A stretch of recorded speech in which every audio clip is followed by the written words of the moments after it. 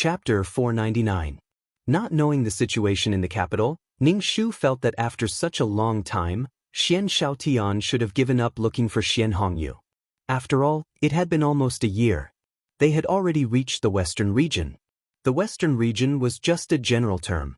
As for where the godly doctor was, no one knew.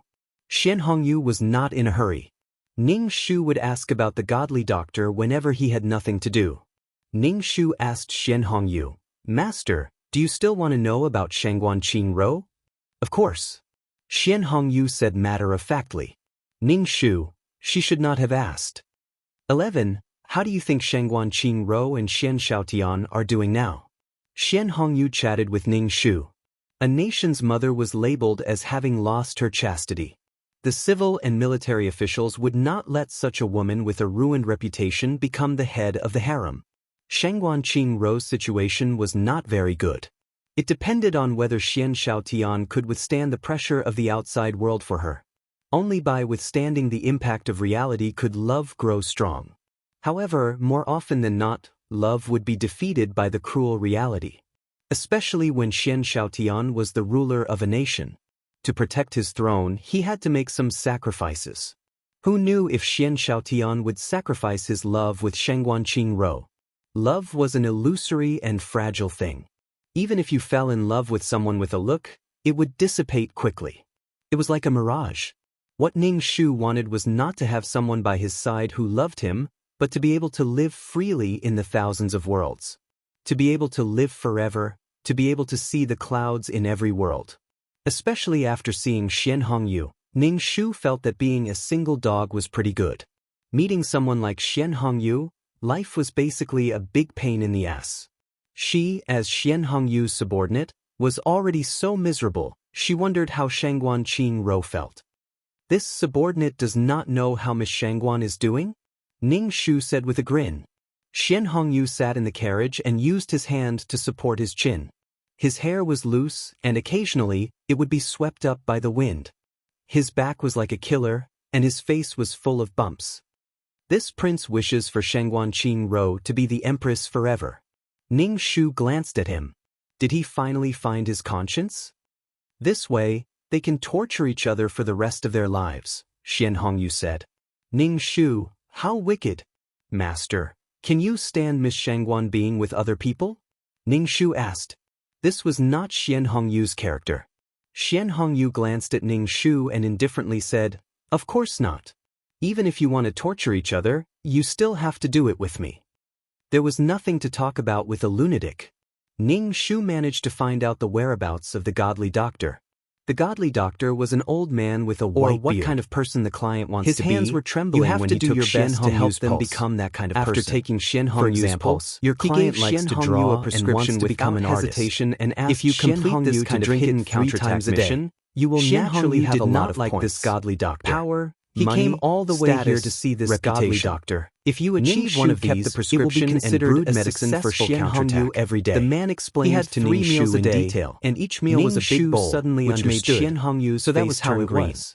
It did not seem she felt that her points were very high. There were mission brothers coming and going. Xian Hongyu said to Ning Shu, fulfilling the client Shu was considered a single person. Why are you going to Jiang province? If your points are low, confidence and alliance has offered. If he didn't have friends and lovers, it was a bronze tiger-shaped object. When he had friends and lovers, every object in his hand, she might even offer another soul. If he was not wrong, other mission takers to help her his commander's seal. Ning Shu wandered around the city and looked at all kinds of items Xian was looking for. However, it was not only because of Shangguan Qingrou, some also because of the commander's seal. 300,000 points, some rushed to the next destination. Ning Shu jumped around.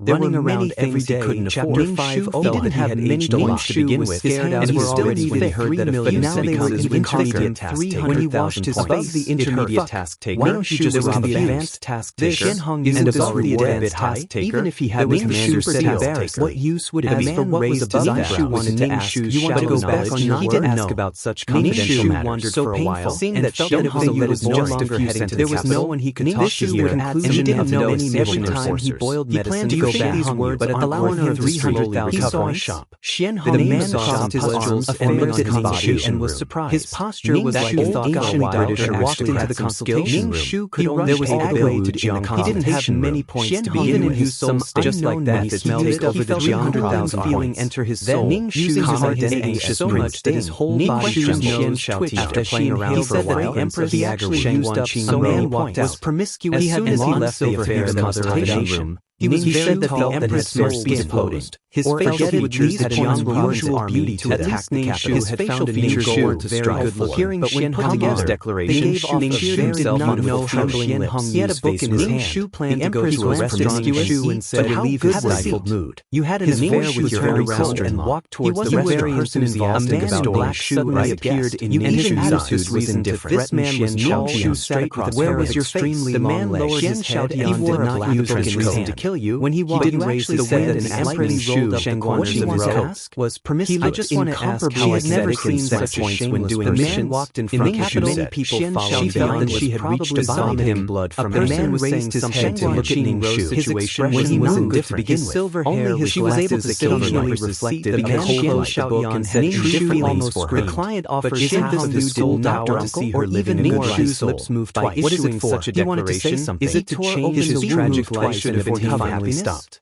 Ning Shu said, "Uncle, indifferent you wish to lead a happy life." He glanced at Ning Shu and moved away with his successful life. Ning Shu said, "Money school status past him. Reputation put made him feel like he was one of these and considered as Ning Shu looked at the back of the man's bowl of medicine, looked at the pustules on Xian Hong's body to disappear in the virtual space. In other words, not only do you have when she was in the city of Law, but she saw the 11 and let the 11 experience the life of a normal person who just passed by. It would be good."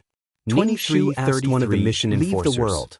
The mission enforcer said, one of them is the manager of the virtual space. This mission was considered complete. Someone in black? Now that Xian Hongyu had the Jiang province army and a shield in his hands, the mission enforcer looked at Ning Shu with an army in his hands. You must be new. In fact, you don't even know this. Hongyu had hidden himself. I'm a newbie. Where did he get the commander's seal?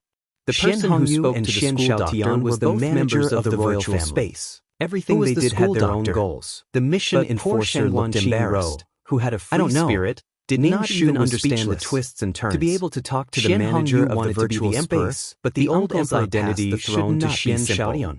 Xian Hongyu was also chased out of the capital by the old emperor. To the system space. Xian Hongyu used Shengguan Qin Rose matter to lead an army into the capital. Ning Shu suddenly felt because of Shengguan Qin when he opened his eyes, the battle between the crown in the system space. Xian Hongyu and Xian Xiaotian started. I just met a familiar person. Because of Shengguan Qin, the man in the black windbreaker. The battle between Xian Hongyu and Xian Xiaotian was in full swing. System. What do I know? Power, 2333 said on a gentle mask. Ning Shu said, "Can't you use your smart control the country? Can't you find out who this person is?" An excuse and target for men. There are too many powerful people up there. Goodbye. I can search just because I say I can. Never again. Maybe the system will catch me and I'll be reformatted. Chapter 523 Ning Shu was in a trance for a moment. Ning Shu was speechless. When he opened his eyes, he was already in the system space. Ning Shu did not bother about the school doctor raised his hand and looked at it. She could see that the school doctor uncle's identity was in the future. The damage to his soul from doing missions were not in the same class.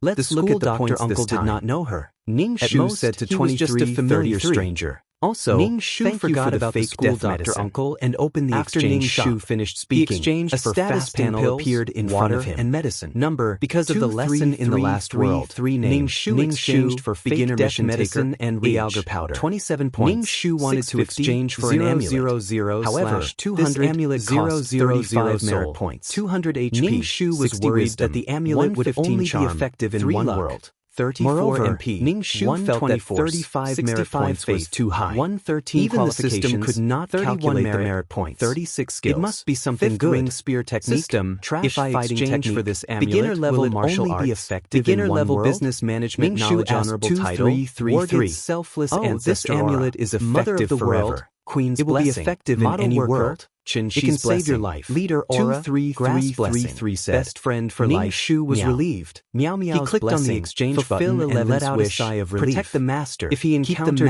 any danger that he could not resist, completion. At least he had a guarantee. Obtain, say, 200,000 do you really points, not know 20 who the school attribute doctor points, uncle is? and 3 points of Ning Shu faith. asked again. The mission points this time were average, said, and the difficulty I really of don't the mission know. wasn't that high. Well, when he it saw only the school required doctor her to uncle, ensure his Xian heart was Hongyu's beating life. fast. Ning He wanted Shu's to know method who was this to guy drag was. Xian Hongyu What far use do you away have? if he couldn't win. Ning Shu It could said be considered unhappily. as barely completing the mission. The difference between two people and a country's strength was like an ant and an elephant.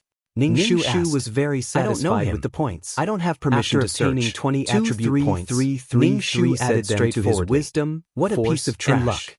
Ning Shu rolled his inexplicably eyes. felt that her Well, character was it felt very like the bad, water here was and that very her deep. luck was always Each bad. one was stronger than the other. 2, 3, She was the only one who was weak. Ning Shu, She had to work beginner hard mission to taker, improve her strength. age, Not only for her points, safety, 850, but also to 0, stand 0, firm 0 in this soul, turbulent Jianghu. 200 HP. Ning 60 Shu took wisdom, the watering can and 1155 watered the charm, potted plant. 3 luck. Then he took it to the bookshelf spirit, to read. 120 After force, finishing the book, 655 Ning Shu faith, slowly 14 placed it back on the bookshelf. 31 Then merit. she ran on the 36 treadmill for a skills. while. 5th ring The only spear regret technique, was that she trash didn't have a fighting body. technique, basic She couldn't peerless sweat at martial all, arts, so she basic didn't have the business pleasure of management sweating knowledge. profusely. Honorary title, Goddess of After War, wandering around the selfless system space ancestor for a aura, while, mother of the touching world, here and there, Queen's he said to blessing, 2, 3, sister 3, model 3, worker, 3, Shinxi's well, blessing, let's leader go and aura, do the mission. grass blessing, lifelong best friend, 23,333's voice After sounded. setting up the attribute Ning Shu values, suddenly felt Ning Shu dizzy. sat After a cross-legged on the while, sofa when his and soul started and cultivating. body merged, He after opened he his finished eyes. cultivating, His Ning body Shu was said, very stiff. I'll go to the virtual When he looked space up, to he take a found look. himself sleeping on Ning the desk. Shu wanted to interact Ning more Shu with the other stretched out her task hand takers. and placed it on He her wanted to know cervical how the spine. other task She takers moved her completed neck, their missions. which was so Ning stiff that it Shu made felt that it was a cracking little sounds. difficult to Ning complete the Shu's mission neck now. stiffened. He was still She in the reached same out place, and flipped and her he didn't hand have over many to examine points. it.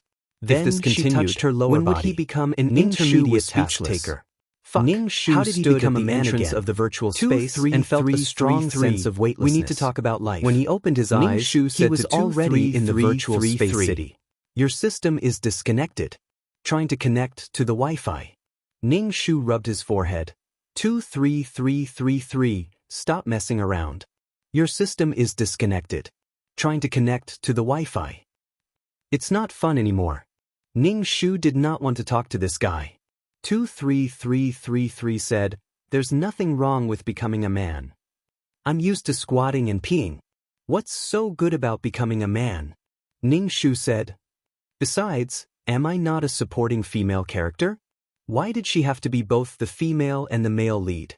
This time, she would not be a supporting male character, right? Chapter 502. Ning Shu had no choice but to accept the fact that he had become a man. How many times had it been? It was already the 3rd time. Ning Shu felt that 2333 was a defective product. That was why the positioning was wrong. It was not easy to stay alive. With the addition of this system, it was simply one disaster after another. However, Ning Shu still accepted the system in his heart. When he was at his most helpless, 2333 risked being formatted to help him. Ning Shu was very grateful, but it could not hide the fact that 2333 was a piece of trash. Ning Shu looked at his surroundings. He was in a small office. Through the window, he could see employees coming and going in the big office outside. Ning Shu felt very tired. His throat was dry and he felt light. He was very sleepy. This body probably did not sleep for the whole night. Ning Shu poured a glass of water from the water dispenser. He drank a large glass of water to relieve the dry itch in his throat. He rubbed his forehead. His temples were throbbing with pain. Feeling that his current condition was very bad, Ning Shu reluctantly began to accept the storyline. The original owner was called Su Wenlang. He was a lawyer. Soon he would have a case. He had been busy with this case for several days and had stayed up 2 nights. The main character of this story was not Su Wenlang, but Su Wenlang's childhood sweetheart, Xia Xiaoman. Xia Xiaoman was a few years younger than Su Wenlang, and Xia Xiaoman was Su Wenlang's goal. Unsurprisingly, Xia Xiaoman and Su Wenlang were able to support each other for a lifetime. They knew each other very well. Their relationship was also good. Everything in the world was a what-if. Su Wenlang and Xia Xiaoman's fates had a turning point. This person was Chu Xiaoran. This person was the CEO of a listed company. Chu Xiaoran met Xia Xiaoman one day. When he saw Xia Xiaoman again, he was holding nude photos of Xia Xiaoman. There were all kinds of nude photos of her changing clothes and bathing. Xia Xiaoman was not aware that she had been photographed. Some of the photos were even taken at Xia Xiaoman's home. Xia Xiaoman was shocked when she saw these photos. Looking at the handsome Chu Xiaoran, this person was simply a beast. Chu Xiaoran threatened Xia Xiaoman to become his woman and his mistress. Xia Xiaoman originally wanted to marry Su Wenlang, but now such a person popped out and made such an outrageous request. Of course, Xia Xiaoman wouldn't agree. Chu Xiaoran then threatened Xia Xiaoman that if she didn't agree, he would expose the photos. Then, Xia Xiaoman agreed, and Chu Xiaoran began to keep her in his house. What Xia Xiaoman needed to do was to wait in the villa for Chu Xiaoran to come to the villa. Once Chu Xiaoran came, she would do something indescribable. Chu Xiaoran was the one who had resorted to trickery. When Su Wenlang found out about this, he was determined to rescue Xia Xiaoman. However, Xia Xiaoman had no choice but to endure the humiliation. In addition, Chu Xiaoran threatened Xia Xiaoman. Su Wenlang was just a small lawyer. It was too easy for Chu Xiaoran to kill Su Wenlang and drive him into a corner. Xia Xiaoman endured everything alone. She endured her unbearable identity, endured Chu Xiaoran's contempt for her, and also endured her inner struggle. In the end, Su Wenlang died because of Xia Xiaoman. Ning Shu was speechless. After reading the story, Ning Shu was deeply drunk. She was so drunk that she couldn't take it anymore. Xia Xiaoman could still fall in love with Chu Xiaoran and end up happily with him in the end. She didn't think of calling the police even though someone took nude photos of her.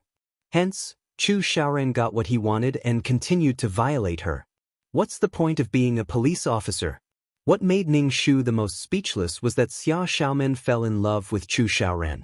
A man's love passed through his stomach, while a woman's love passed through her vagina. Xia Xiaoman fell in love with the man who threatened her and almost raped her.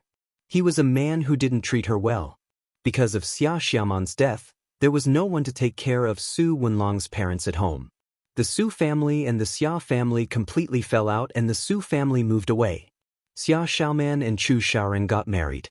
Su Wenlang's death was just a catalyst for their relationship. Su Wenlang was just a cannon fodder. Su Wenlang's years of care and love couldn't compare to Chu Xiaoran, who treated her badly. Don't talk about love. Xia Xiaoman was suffering from Stockholm Syndrome. Chu Xiaoran appeared in front of Xia Xiaoman with a despicable image. He didn't treat Xia Xiaoman well either, but he would occasionally show some warmth to Xia Xiaoman.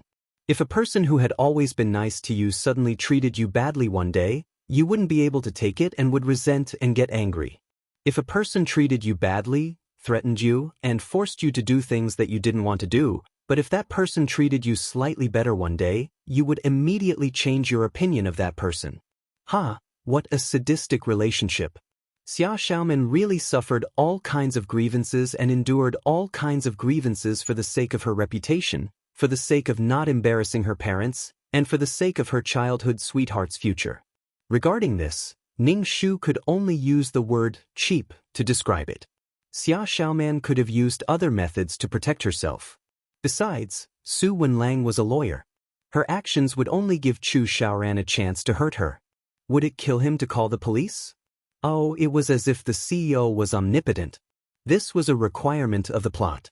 Why did Chu Xiaoran and Xia Xiaoman have to be related to each other through such things? Chu Xiaoran was also crazy. Why did he have to use such a method? Even if he wanted to steal her, he didn't have to use such a method. Did the CEO seem high and mighty just because he took advantage of her? Chu Xiaoran's identity added a lot of points to him, and Xia Xiaoman only had to enjoy the benefits that this man brought her. On the other hand, Su Wenlang's family could only be considered wealthy.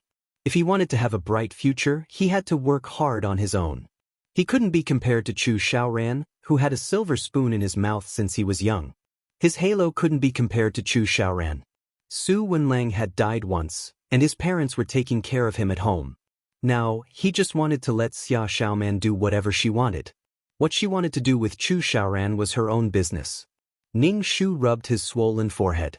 He felt very tired and wanted to rest.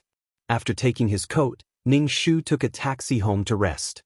The Su family lived in a house in the neighborhood, and they were neighbors with Xia Xiaoman. The two families had been friends for more than 20 years, and they even planned to become in-laws. When he returned home, Mother Su was watering the potted plants on the balcony. When she saw how tired Ning Shu was, she said, "Go take a shower and sleep first." Ning Shu took a nap. He didn't care about anything and just slept. Ning Shu was sleeping soundly when he was woken up by his phone's alarm. Ning Shu opened his eyes. Then his head hurts. She looked at the caller ID and saw that it was Xia Xiaoman. She picked up the phone. Before Xia Xiaoman could say anything, she started crying. The phone was filled with the sound of a woman sobbing. Ning Shu's sleepy head was about to explode. Oh damn. Chapter 503. Xia Xiaoman kept crying on the phone, and Ning Shu couldn't take it anymore. He asked, "What happened to Xiaoman?" "Brother Wenlang, Brother Wenlang." Xia Xiaoman kept crying and calling Ning Shu's name, but she didn't say anything. Finally, Xia Xiaoman calmed down a little and arranged to meet Ning Shu at a coffee shop. Her house was opposite, and they agreed to meet at a coffee shop. He wanted to say no, but Xia Xiaoman kept crying and called him again after hanging up. Ning Shu could only get up from the bed, put on his clothes and prepared to leave. Mother Su was cooking when she saw that Ning Shu was about to go out again. "You just rested for a while, why are you going out again?" Ning Shu took his suit jacket and changed his shoes at the entrance. He said, "I have something to deal with. Don't work too hard, take care of your body and spend more time with Xiaoman. Why haven't I seen Xiaoman recently? Don't neglect her because of work." "Xiaoman isn't a vain child," Mother Su said. Mother Su thought that her son was working so hard for Xiaoman, who lived opposite them.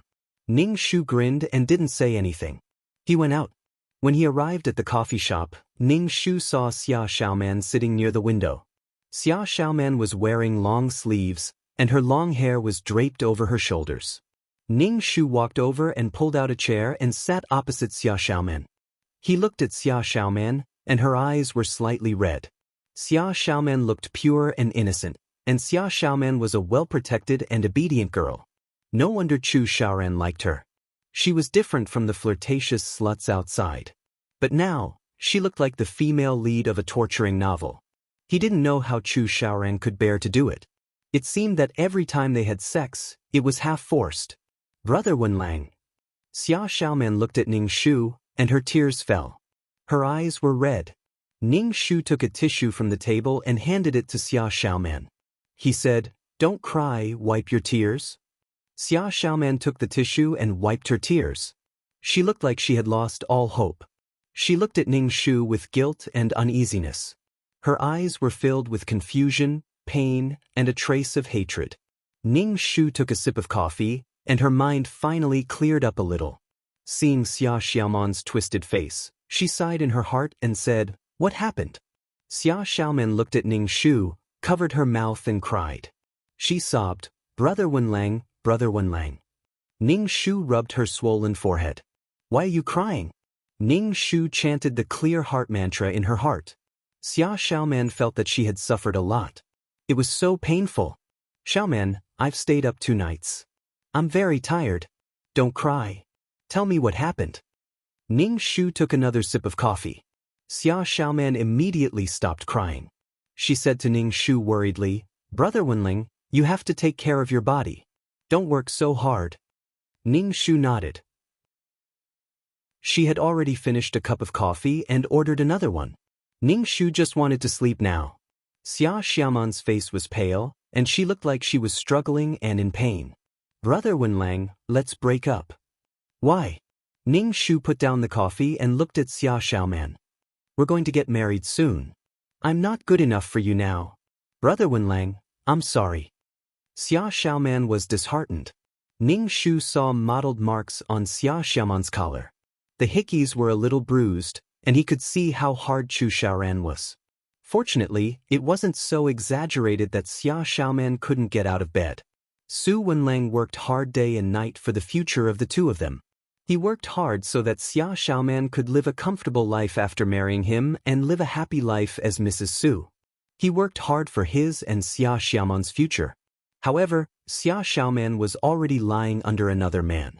Even when such a thing happened, Xia Xiaoman didn't discuss it with Su Wenlang. She took on the tragic feeling of feeding the wolf with her body.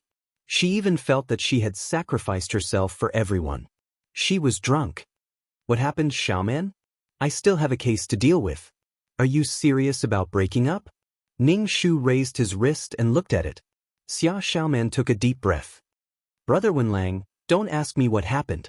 I don't want to talk about it. I hate myself. Brother Wenlang, you'll meet a good girl. Ning Shu nodded. If this is your wish, I promise you. Xia Xiaoman's face was full of tears. She looked at Ning Shu with teary eyes.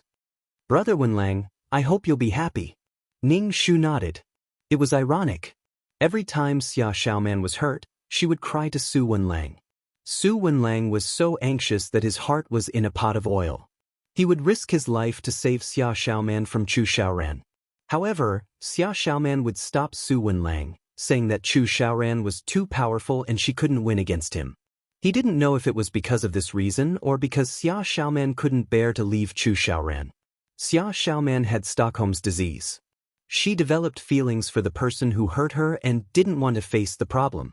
She avoided, forgot, and felt pain for the things that hurt her. In the end, they could still be happy together. It was just a tremor. Love was a beautiful and hazy thing. If this was love, Ning Shu could only say that this kind of twisted love wasn't beautiful at all. It wasn't desirable at all.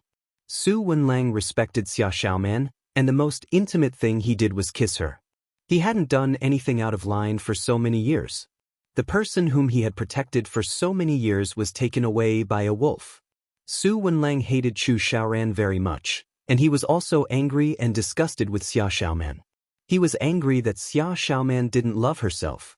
No amount of excuses could cover up Xia Xiaoman's foolishness and frivolity. There were clearly many ways to solve the problem, but she chose the stupidest way. What made Su Wenlang even more disgusted was that Xia Xiaoman fell in love with Chu Xiaoran. Chu Xiaoran treated her like this and humiliated her.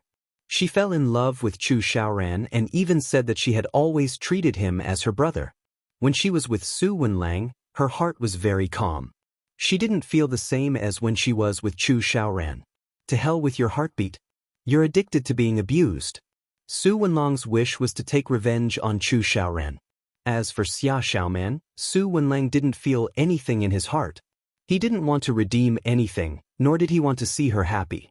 Hence, now that Xia Xiaoman proposed to break up with him, Ning Shu agreed without hesitation. He didn't want to snatch a woman from another man. The most important thing was that he didn't want to be a trash can. A trash can that would listen to Xia Xiaoman's cries whenever he was called. A trash can that hated Xia Xiaoman so much that he couldn't voice out his grievances. If there was a misunderstanding, he would rather die than say anything. Xia Xiaoman looked for Su Wenlang and cried. After crying, she returned to Chu Xiaoran's side and endured the humiliation in her heart to do what a mistress should do. Chapter 504. Ning Shu was not in a good mood to begin with. Now that she heard Xia Xiaoman sobbing and crying, she had been talking about breaking up for almost half an hour. Xia Xiaoman had been crying all this time. It was the kind of silent crying that made her feel suffocated. Brother Wenlang. Xia Xiaoman forced a smile on Ning Shu's face. I hope Brother Wenlang can find his own happiness. Please forget about me. Ning Shu replied. Xia Xiaoman's face stiffened. But when she thought of the overbearing and evil Chu Xiaoran and his ability to do whatever he wanted, she had to make Brother Wenlang leave her for his future. Brother Wenlang, I'll leave first. Xia Xiaoman stood up and stared at Ning Shu. She smiled sadly. Brother Wenlang. Xia Xiaoman did not seem to know what to say and turned to leave. Her back was filled with sadness. Step by step, she seemed to have exhausted all her mental and physical strength to walk towards an unknown future. Ning Shu finished the coffee in his cup and planned to go back to sleep. He had not been in a good state of mind, so he must have a good sleep. Ning Shu had a general direction in his heart for the mission. He would not go head-to-head with Chu Xiaoran. He was now at a disadvantage and did not have the ability to fight with Chu Xiaoran, so everything had to be done slowly. If it was so easy, The client would not have offered her soul and wanted to turn the tide of life. Not only did she want to avenge Su Wenlang, she also wanted to live a brand new future for him. Ning Shu returned home and slept. After a good night's sleep, he first practiced a peerless martial arts. After all, the original owner was stabbed to death. It was best to have some martial arts to defend himself. In the modern era, it was basically useless to practice martial arts.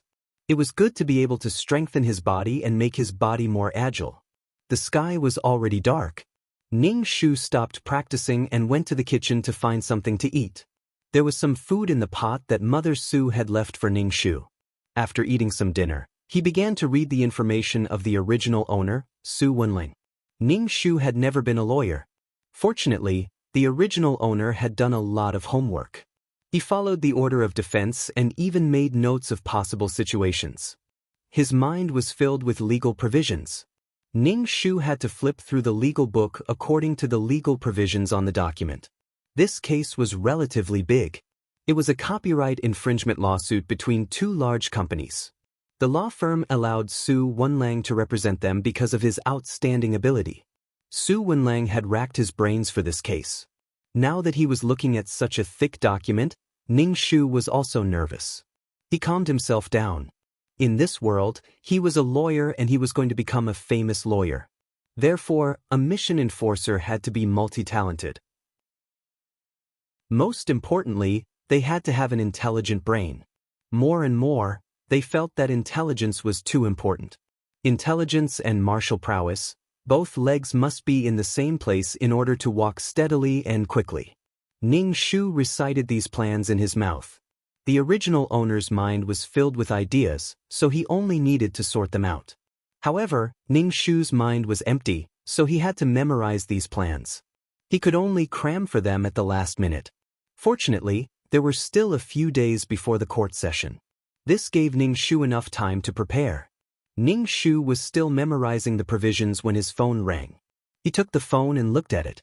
Ning Shu raised his eyebrows. It was Xia Xiaoman again. It was already midnight. Why was she calling? Ning Shu picked up the phone and said hello. Xia Xiaoman didn't say anything. She was sobbing. It seemed like she was covering her mouth and crying. Ning Shu pinched the bridge of his nose. If he remembered correctly, didn't they break up during the day? Although they broke up, Xia Xiaoman still relied on the original owner. After all, they had been together for so many years. There was no way to get rid of it all at once. She subconsciously called Ning Shu and thought of the original owner when she was wronged and hurt. She would cry to her whenever she was in trouble. However, when it came to such a big matter, she acted on her own and didn't discuss it with Su Wenlang. What did she think Su Wenlang was? When Su Wenlang found out, Xia Xiaoman had already given herself to Chu Xiaoran. Xia Xiaoman was also extremely daring. She had concealed such a big matter. Xia Xiaoman actually didn't tell Su Wenlang about their relationship for so many years. Moreover, they were going to get married. Just based on this point, Ning Shu didn't have a good impression of Xia Xiaoman. Xia Xiaoman still felt that she had sacrificed a lot and made a lot of sacrifices. She was simply compromising. What's the matter? Ning Shu asked indifferently. Xia Xiaoman still didn't say anything. She was probably covering her mouth and only the sound of her heavy breathing could be heard. Ning Shu felt that it was strange. Why is Xia Xiaoman calling me? She's not talking. It's not cheap. Ning Shu was about to hang up the phone when he heard a low and magnetic voice. Xia Xiaoman, what are you doing hiding inside?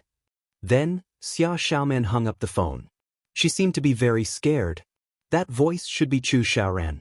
It could only be said that between Chu Xiaoran and Xia Xiaoman, one was willing to take the hit and the other was willing to take the hit. Ning Shu didn't care about Xia Xiaoman's matter anymore. He was busy with his lawsuit. After finishing this lawsuit, Ning Shu had new arrangements. A few days were enough for Ning Shu to memorize these things.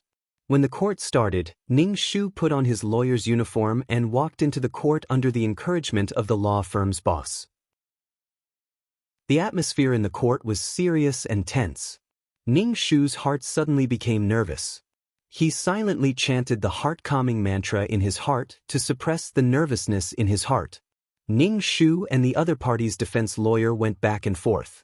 Ning Shu had never been a lawyer before. For a moment, he was suppressed by the other party and became more and more anxious. Taking a deep breath, Ning Shu strictly followed the original owner's plan and strictly guarded. Ning Shu felt that his back was covered in cold sweat. It was more nerve-wracking and tiring than on the battlefield. From the corner of his eye, Ning Shu saw an extremely handsome man sitting in the gallery. He had a strong temperament and his eyes were contemptuous and arrogant. This was a domineering and cruel man. At the sight of this man, 3 words immediately popped up in Ning Shu's mind. Chu Xiaoran. What is Chu Xiaoran doing here? Upon meeting Ning Shu's gaze, Chu Xiaoran raised his chin slightly and gave Ning Shu a spurious smile. However, his contempt for her was evident in his words. Ning Shu stopped looking at Chu Xiaoran and focused on his lawsuit. In the end, Ning Shu won by a small margin, because his company was the one that had been violated. If the original owner was here, she would definitely do better than her and not be suppressed by the other party. She clearly had the advantage, but it took her so much effort to win. It was necessary for her to further her studies, not only for Su Wenlang, but also for herself. If she did that, Su Wenlang's reputation as a top lawyer would be ruined in her hands. After the judge announced the result, Ning Shu wiped the sweat off his forehead, put away the documents, and left the court. As soon as he left the court, Ning Shu saw Chu Xiaoran standing there, seemingly waiting for him. Ning Shu pretended not to see him and walked straight away. The big CEO was busy every day. If he could spend so much time watching him fight a lawsuit, it would most likely be something bad. He didn't come with good intentions. Chapter 505. Lawyer Su. Chu Xiaoran stopped Ning Shu, who was walking past him without looking sideways. Ning Shu stopped and turned to look at Chu Xiaoran. President Chu, what can I do for you? Chu Xiaoran walked in front of Ning Shu. He was a little taller than Su Wenlang.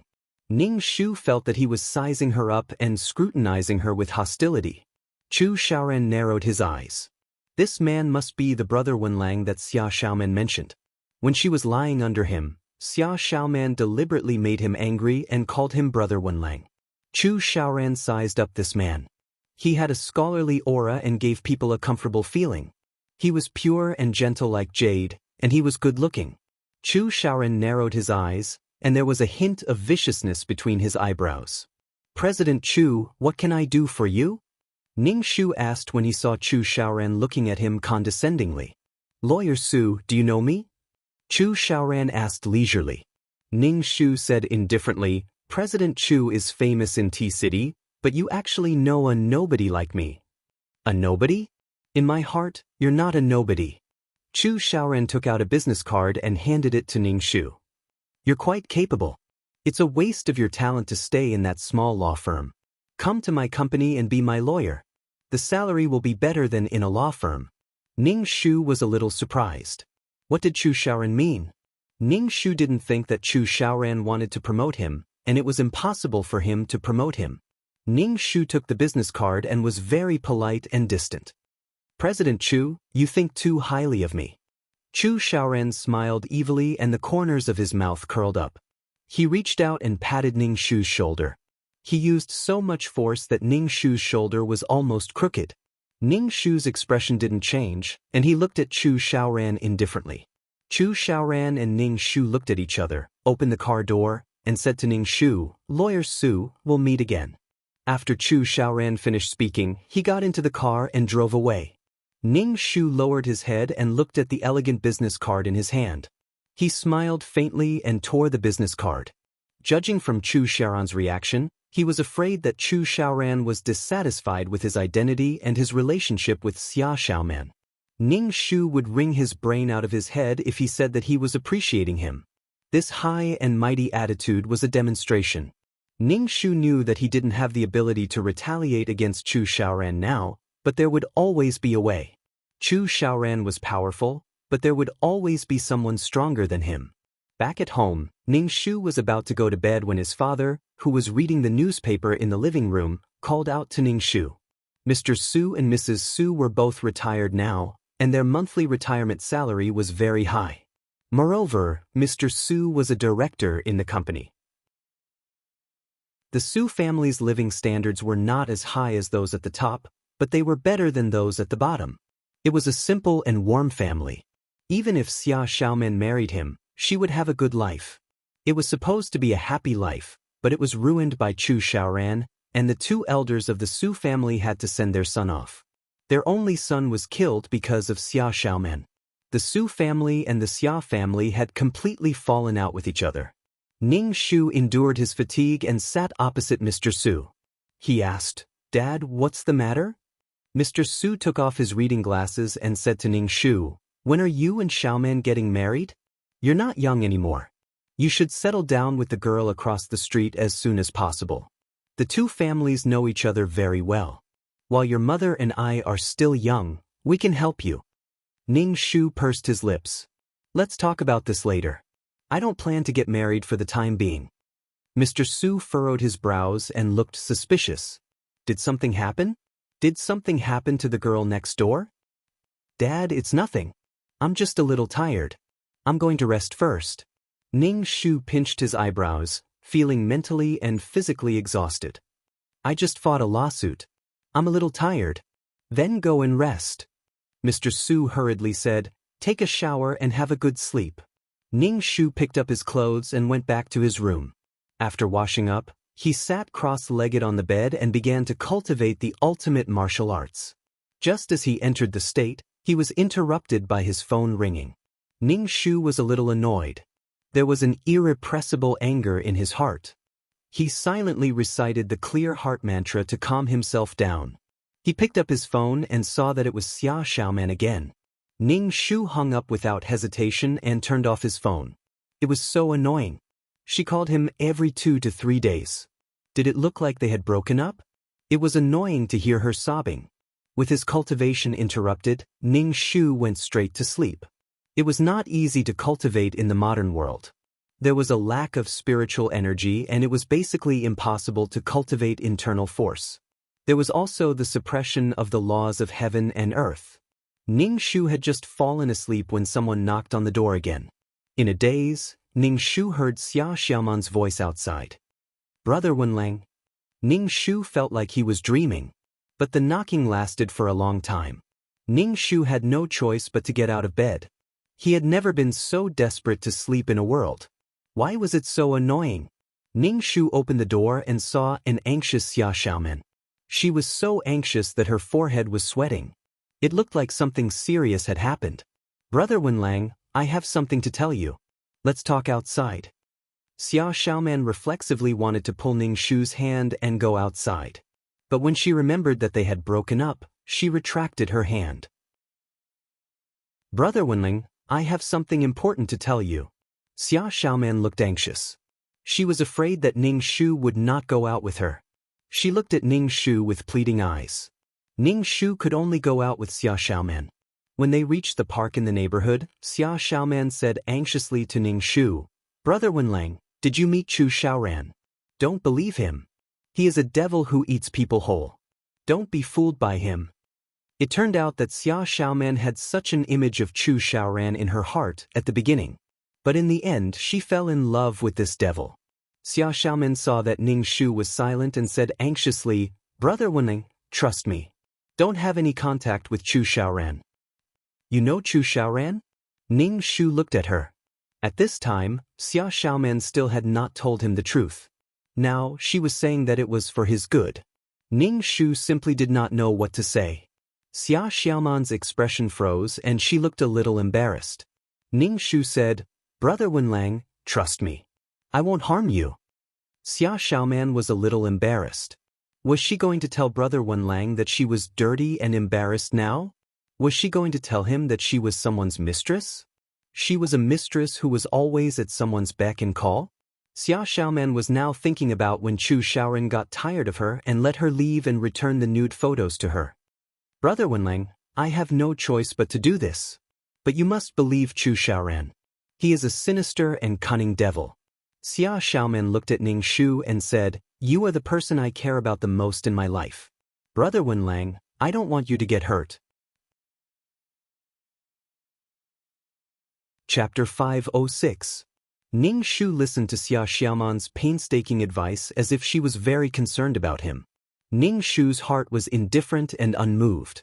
Things had developed to this point entirely because of Xia Xiaoman's own initiative. If she had been willing to discuss it with others, it wouldn't have been so tiring. Until now, Xia Xiaoman still didn't intend to say anything. She kept saying that she didn't want to hurt Su Wenlang, but what Xia Xiaoman did hurt Su Wenlang the most. Xia Xiaoman's "I have my own difficulties" look made Ning Shu unable to feel Xia Xiaoman's concern for Su Wenlang. "I'll remember what you said." Ning Shu looked at Xia Xiaoman. "You're on your own."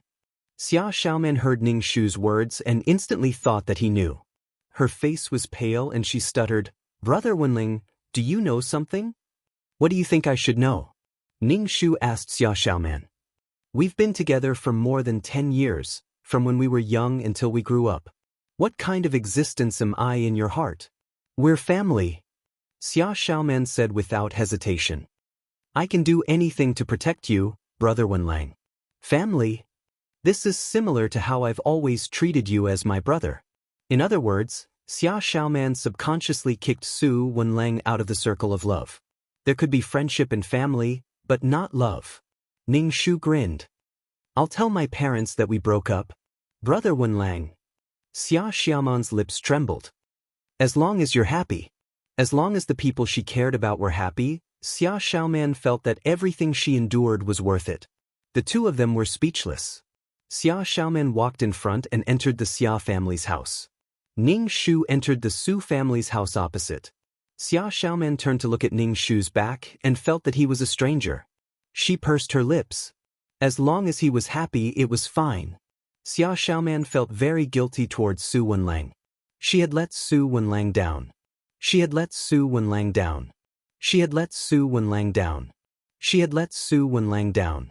She had let Su Wenlang down. The image of Chu Xiaoran appeared in Xia Xiaoman's mind. He had an aura that could destroy the heavens and the earth. He had destroyed her everything and caused her to fall into hell. Xia Xiaoman hated Chu Xiaoran in her heart. Why did it have to be her? Why did Chu Xiaoran choose her? Why did this king-like man choose an ordinary person like her?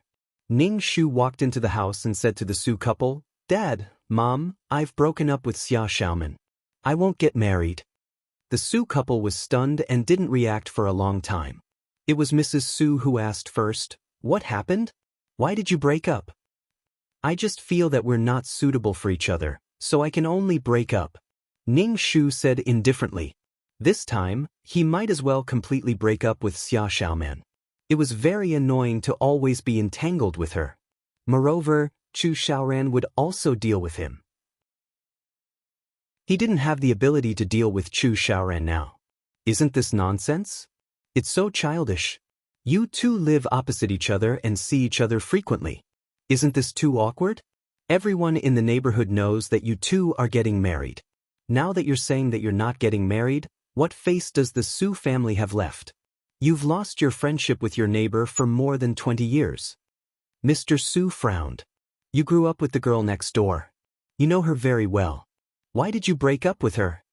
Ning Shu's lips moved.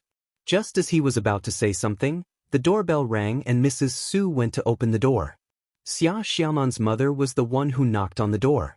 She dragged the pale-faced Xia Xiaoman into the living room and questioned Ning Shu angrily. "Wenlang, what did you do?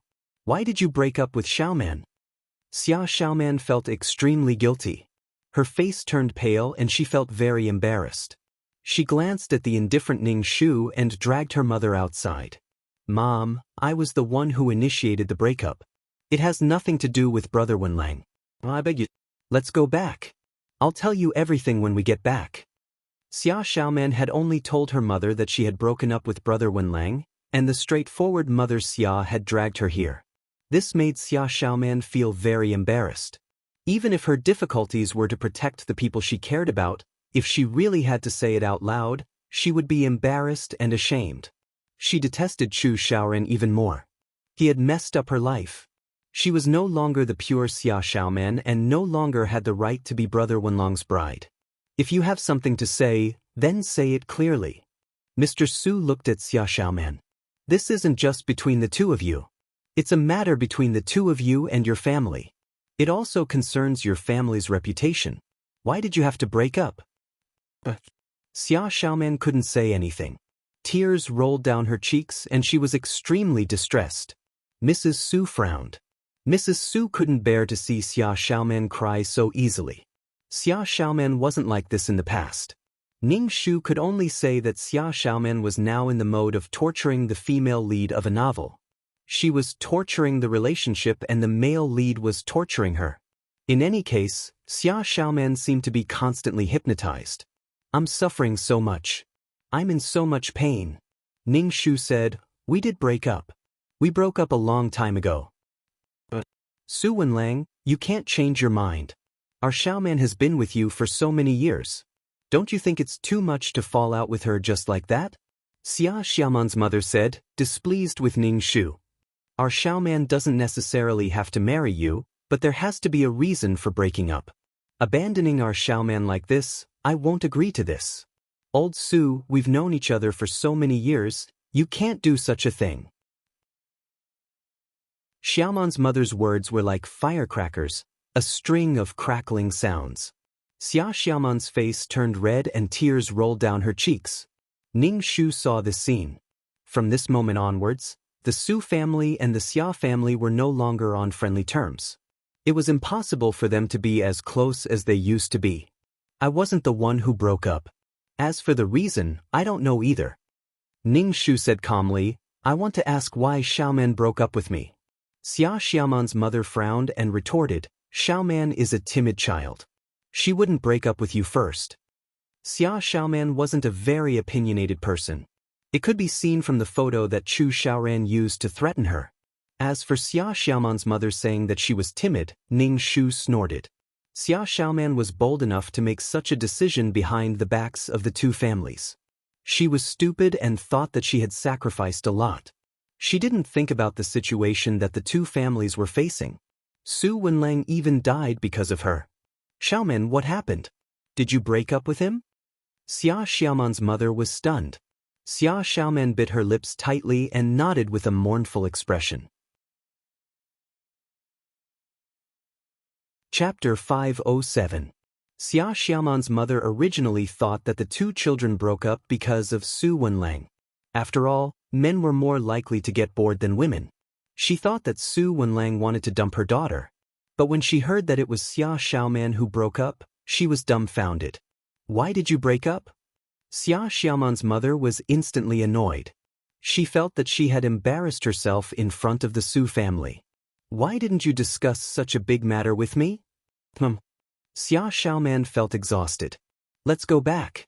I'll explain it to you. I beg you. Let's go back first. Xia Xiaoman pulled her mother with all her might and walked out of the door. But, Xiaoman, why did you break up? We should know the reason, and your brother Wenlang should know the inside story. You can ask Wolf if he doesn't know anything. If you want to break up, your brother Wenlang will break up with you. You can't humiliate your brother Wenlang like this, Mother Su said with a straight face. Xia Xiaoman bit her lip and looked at Ning Shu with pleading eyes. Her whole body was trembling in fear. She was like a prisoner before her execution. Even if she really became a mistress, now that she had to remove the cover, Xia Xiaoman was so ashamed that she wanted to jump off the building. Xiaoman, tell us. Xia Xiaoman's mother was angry at her daughter. Seeing that the Su family didn't look good, she became even fiercer. You wretched girl, tell us. Xia Xiaoman burst into tears. I became someone's mistress. I'm not good enough for Brother Wenlang. I was the one who degraded myself and became someone else's mistress. Xia Xiaoman turned and ran after saying that. Everyone in the house was shocked. Xia Xiaoman's mother was shocked. She looked at the few people in the house and quickly chased after Xia Xiaoman. Mother Su looked at Ning Shu and asked, What did you hear Xia Xiaoman say just now? Ning Shu's expression was calm. I heard it. Father Su frowned. What's going on? How could such a well-behaved girl do such a thing? How could she become someone's mistress? Mother Su looked at Ning Shu. Wenlang, what do you think we should do? Are you and Xia Xiaoman still getting married? Ning Shu shook his head and said to his parents, Let's move. After we move, I want to study abroad. Mr. and Mrs. Su looked at each other. All right, Mr. Su said in the end. Ning Shu said, I have some money to buy a new house. Let's sell this house. Ning Shu had some savings in his hands. This was originally Su Wenlong's wedding fund, and he had been saving it all along. Mr. Su's parents were afraid that their son would be sad, so it was better for him to leave this sad place. Mr. Su said, keep your money. Go abroad if you want. Mother Su sighed. How did things turn out like this? Ning Shu asked, who is she working for? I don't know. Ning Shu said indifferently, there's no need to talk about this in the future. Xia Xiaoman and I will not get married. We don't want such a girl who doesn't love herself, Mr. Su said coldly. What can't she solve? Why does she have to be someone's mistress? Ning Shu returned to his room, took a shower, and slept. When he woke up, he began to memorize the law. She had to go abroad. Firstly, it was to study and seek better development. How could she fight with Chu Xiaoran if she was not capable? T-City was Chu Xiaoran's territory, and he could do whatever he wanted here. Secondly, she did not want to get involved in Chu Xiaoran and Xia Xiaoman's affairs. Ning Shu planned to study for at most 2 years. Su Wenlang clearly had a bright future, but he fell into the whirlpool of love and lost his life in the end. After this incident, the Su and Xia families got along very awkwardly. Even if they met each other when they went out, they would not speak. The two families used to be very close. They would inform each other about any activities. Sometimes, they would go to each other's house for dinner. Sometimes, they would go to each other's house for dinner. But now, they did not even speak. In the end, Xia Xiaoman's mother pulled Mrs. Su back. Her face was red with shame as she said, Wenlong's mother, can you not tell anyone about Xiaoman? She had no choice. Mrs. Su said, we won't talk about this kind of thing. It's just that your Xiaoman didn't seem like a child who would do such a thing. Xia Xiaoman's mother's face twitched. With a helpless and sorrowful expression, she said, she also has her own difficulties. That man has hers. That bastard didn't threaten Xiaoman on her own accord. Xiaoman is also silently enduring this for the sake of our family's reputation. I know that Xiaoman is no longer worthy of your family's Wenlang, but don't tell anyone about this. Mrs. Su frowned. Why didn't she tell us about such a big matter? She decided on her own. That man committed a crime, and she agreed? Mrs. Su's face twitched. In the end, she said, don't worry, I won't tell anyone. Mrs. Su just wanted to move out as soon as possible and leave this troublesome place. Mrs. Su went back and told Mr. Su about this. Mr. Su said bluntly, that man is rich and good-looking. If he was an old man, Xia Xiaoman probably wouldn't have agreed to it. How could she have compromised so easily? Mrs. Su was speechless. Ning Shu heard Mr. Su's words as soon as he came out of the room. Perhaps Xia Xiaoman subconsciously agreed to it, but she still had to pretend that she was coerced to hide some of her thoughts. Seeing Ning Shu come out, Mr. Su changed the topic. Ning Shu said, there's already a buyer for this house. When do you plan to go abroad? I'll go abroad after the new house is bought and you've settled down. Ning Shu had to settle down the two elders of the Su family before he could go abroad with peace of mind. Ning Shu couldn't guarantee that Chu Xiaoran wouldn't do anything to the two elders of the Su family. Chu Xiaoran stole someone else's girlfriend and even tried to kill him. He was probably the most arrogant male lead Ning Shu had ever seen. He was so confident because he thought that Su Wenlang was weak. Okay then. Mr. Su nodded. You can go out and relax. Ning Shu went to the law firm to resign. The boss of the law firm treated Su Wenlang quite well. The reason why Su Wenlang could fight his way to become a top lawyer was partly because of his own ability and partly because the boss treated him well.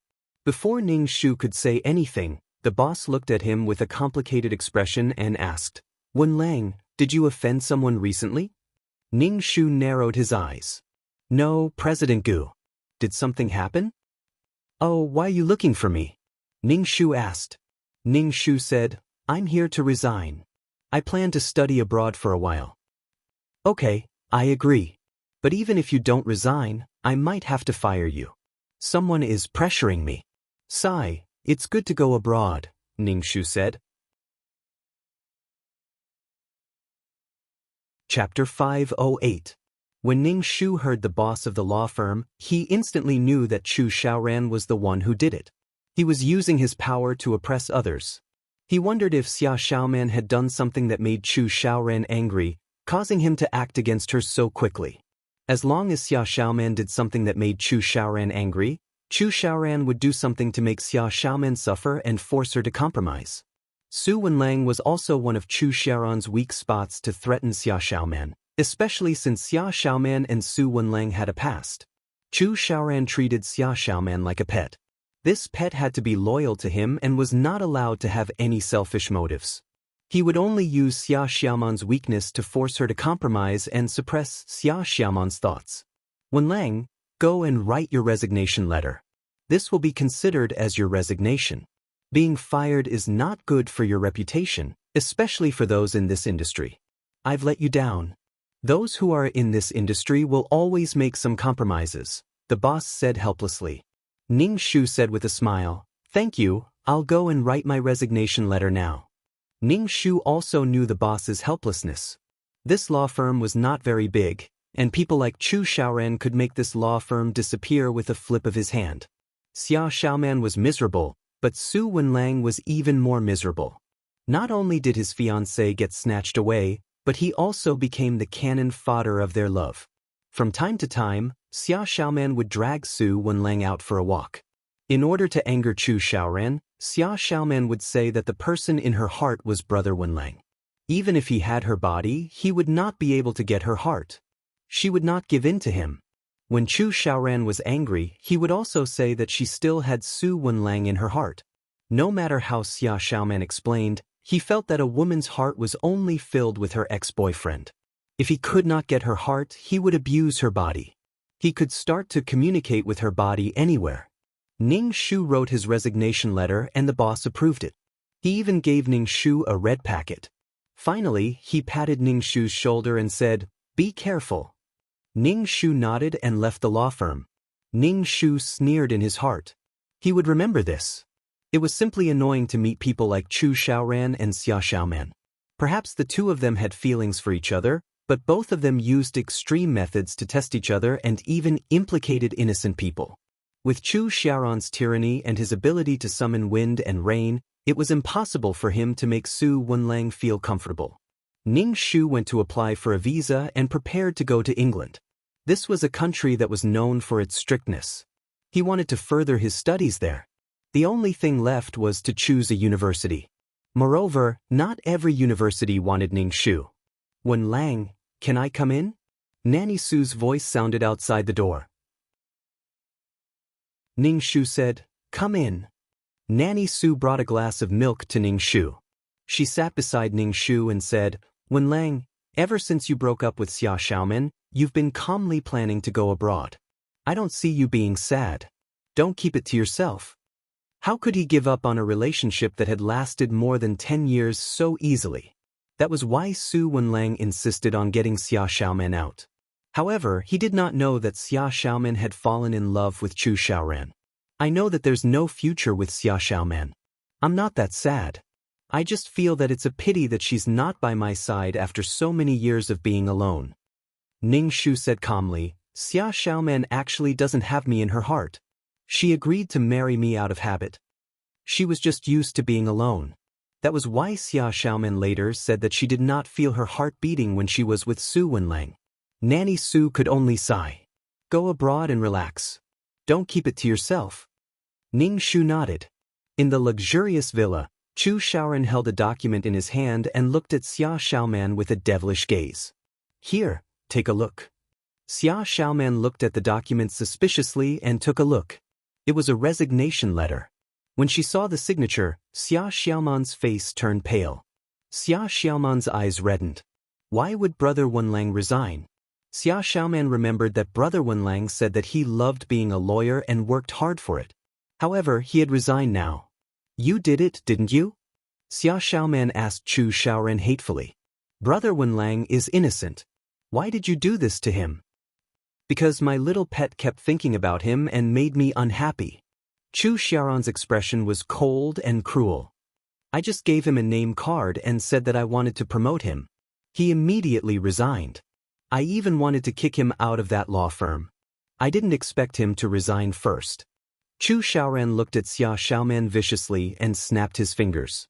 He then nonchalantly said, "Next, shall we make a bet? Let's see if Su Wenlang will call me and ask me to fulfill my promise and let him work in my company. Is the man in your heart nothing more than this?" I lost a bone and he came running over wagging his tail. "I'm afraid he still doesn't know that you're my mistress. You're shameless. Why did you do this? What exactly are you after? Are you happy to see others suffer?" Xia Xiaoman yelled and fell to the ground with a look of confusion. She really couldn't understand how Chu Xiaoran could be so cruel. Chu Xiaoran looked at Xia Xiaoman. "You're my pet now. Don't think too much and make me unhappy. Don't forget your current identity. You're my mistress. I didn't want to be your mistress. I was forced by you."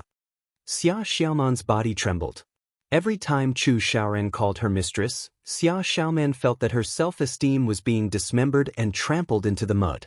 Xia Xiaoman bit her cheeks and said fiercely, "I've been your mistress for almost 2 months. You should let me go. Give it to me." Chu Xiaoran smiled faintly, as if he had heard something funny. He touched his chin and said, "I can give it to you." Xia Xiaoman was in disbelief. He gave it to her so easily. This was something she had been looking forward to, but now that it was in her hands, she suddenly felt a little lost. For a moment, she didn't know what was wrong with her. "Are you really willing to give it to me?" Xia Xiaoman asked. Chu Xiaoran nodded. "Of course, because I don't need it anymore. I have something new." Chu Xiaoran leaned forward slightly and got closer to Xia Xiaoman. "When you begged me to enter you on the bed, I took a picture of it. It's even better than a nude photo." Xia Xiaoman was dumbfounded. She felt like she was struck by lightning. She asked while trembling, What did you say?" Chu Xiaoran seemed to admire Xia Xiaoman's reaction. "Do you want a nude photo? I'll give it to you." "Chu Xiaoran, you bastard. Why don't you die?" "But why did you do this to me? I hate you," Xia Xiaoman yelled at Chu Xiaoran. Chapter 509. Xia Xiaoman stared at the demon-like Chu Xiaoran with a look of despair and panic. "Why are you doing this to me? But what do you want from me? Chu Xiaoran, just kill me." "Why would I kill you? I've said it before, you're my little pet now. I'll naturally let you go when I'm tired of you. I'm still addicted to your taste now," Chu Xiaoran said casually. Chu Xiaoran rubbed his forehead. "You just have to be obedient. Don't make trouble for me when I'm tired of you. Be obedient and do what a pet should do. Otherwise, I'll have no choice but to cut off your claws." Xia Xiaoman stood in a daze and did not move. In the end, she slapped Chu Xiaoran twice as if she had gone mad. She slapped Chu Xiaoran twice with all her might and screamed at the top of her lungs, "Chu Xiaoran, you're not human, you're not human." Chu Xiaoran's face was slapped to the side. He smiled evilly and touched his face. He turned to look at Xia Xiaoman and raised his eyebrows. "Did I not satisfy you? Why are you so resentful?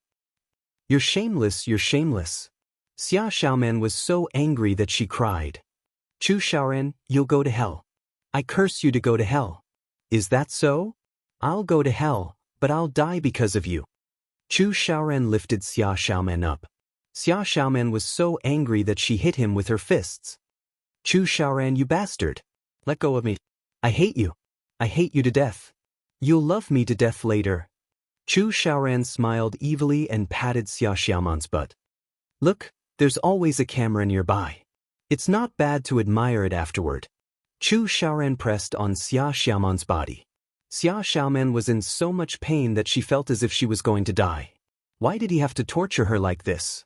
He took her body and trampled on her dignity. For some reason, Chu Xiaoran felt very good today, especially when Xia Xiaoman struggled violently. Her face was flushed red, making her look very sexy and charming. "Since you like violence, fine, I'll play with you." Chu Xiaoran looked at Xia Xiaoman, who was beneath him, and tapped the tip of her nose. "Little wild cat, you're really wild." Xia Xiaoman was a little flustered when Chu Xiaoran tapped the tip of her nose and coupled with his devilishly handsome face. She immediately thought that this man was a demon and struggled violently. "Chu Xiaoran, Let go of me. I'm not feeling well today. Please. Chu Xiaoran smiled evilly. When have you ever felt comfortable? You always say that you're not feeling well. Chu Xiaoran, I'm begging you, I'm really not feeling well, really? Xia Xiaoman's face was pale. I'm begging you. Beg me now. Ning Shu was studying his law books at home. He had already gotten his visa, and all he had to do was wait for the new house to be bought before leaving. Ning Shu's intention was to leave T-City. Leaving T-City would be better for the two elders of the Su family. Ning Shu didn't dare to risk the safety of the two elders. With Chu Xiaoran's character, he was a rich and willful person who could do anything. However, the two elders were a little hesitant. They couldn't bear to leave the place where they had lived for so many years. Besides, they were already old and it would be difficult for them to adapt to a new environment in a new place. Hence, they were still in a dilemma. Ning Shu flipped through the book, his lips moving as he recited the law. Mother Su walked in and Ning Shu said, "Something happened to the girl next door." Ning Shu closed the book. "What happened?" Mother Su frowned and said, "She's already in the hospital. Xiaoman's mother is now rushing to the hospital to take care of her." What happened to the hospital? Ning Shu was a little surprised. Did Chu Xiaoran do something to Xia Xiaoman? Ning Shu thought for a while. "Mom, come with me to see her." "All right. Although we don't interact with each other now, we've been friends for so many years." Mother Su nodded and was still boiling soup for Xia Xiaoman in the kitchen. When they arrived at the hospital, Ning Shu pushed open the door and saw Xia Xiaoman lying on the bed, staring at the ceiling with a dull expression and tears in the corners of her eyes. Her face was as pale as a sheet and even her lips were colorless. She seemed to be seriously ill. "Girl, what happened? Where's your mother?" Mother Su put down the thermos and asked Xia Xiaoman, who was in a daze. Xia Xiaoman turned her head and saw Ning Shu. Her eyes were red and her lips moved. She said hoarsely, "Brother Wenling. Rest well, don't think too much." Ning Shu glanced at Xia Xiaoman. She seemed to be suffering from a great loss of vitality and excessive blood loss. She looked like a miscarriage. Ning Shu looked at Xia Xiaoman's stomach. "Rest well. Brother Wenling, I'm in so much pain." Xia Xiaoman said with tears streaming down her face. "Brother Wenling, what should I do?" Ning Shu said calmly, "It's okay. There's nothing you can't get over." Ning Shu did not want to see Xia Xiaoman's face contorted in pain. He went to ask the doctor, who said that she had a miscarriage because of intense sexual intercourse.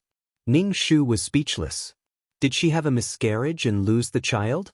Didn't Xia Xiaoman know that she was pregnant? Ning Shu returned to the ward and looked at Xia Xiaoman. "Rest well, don't think too much." Xia Xiaoman turned to look at the man beside her.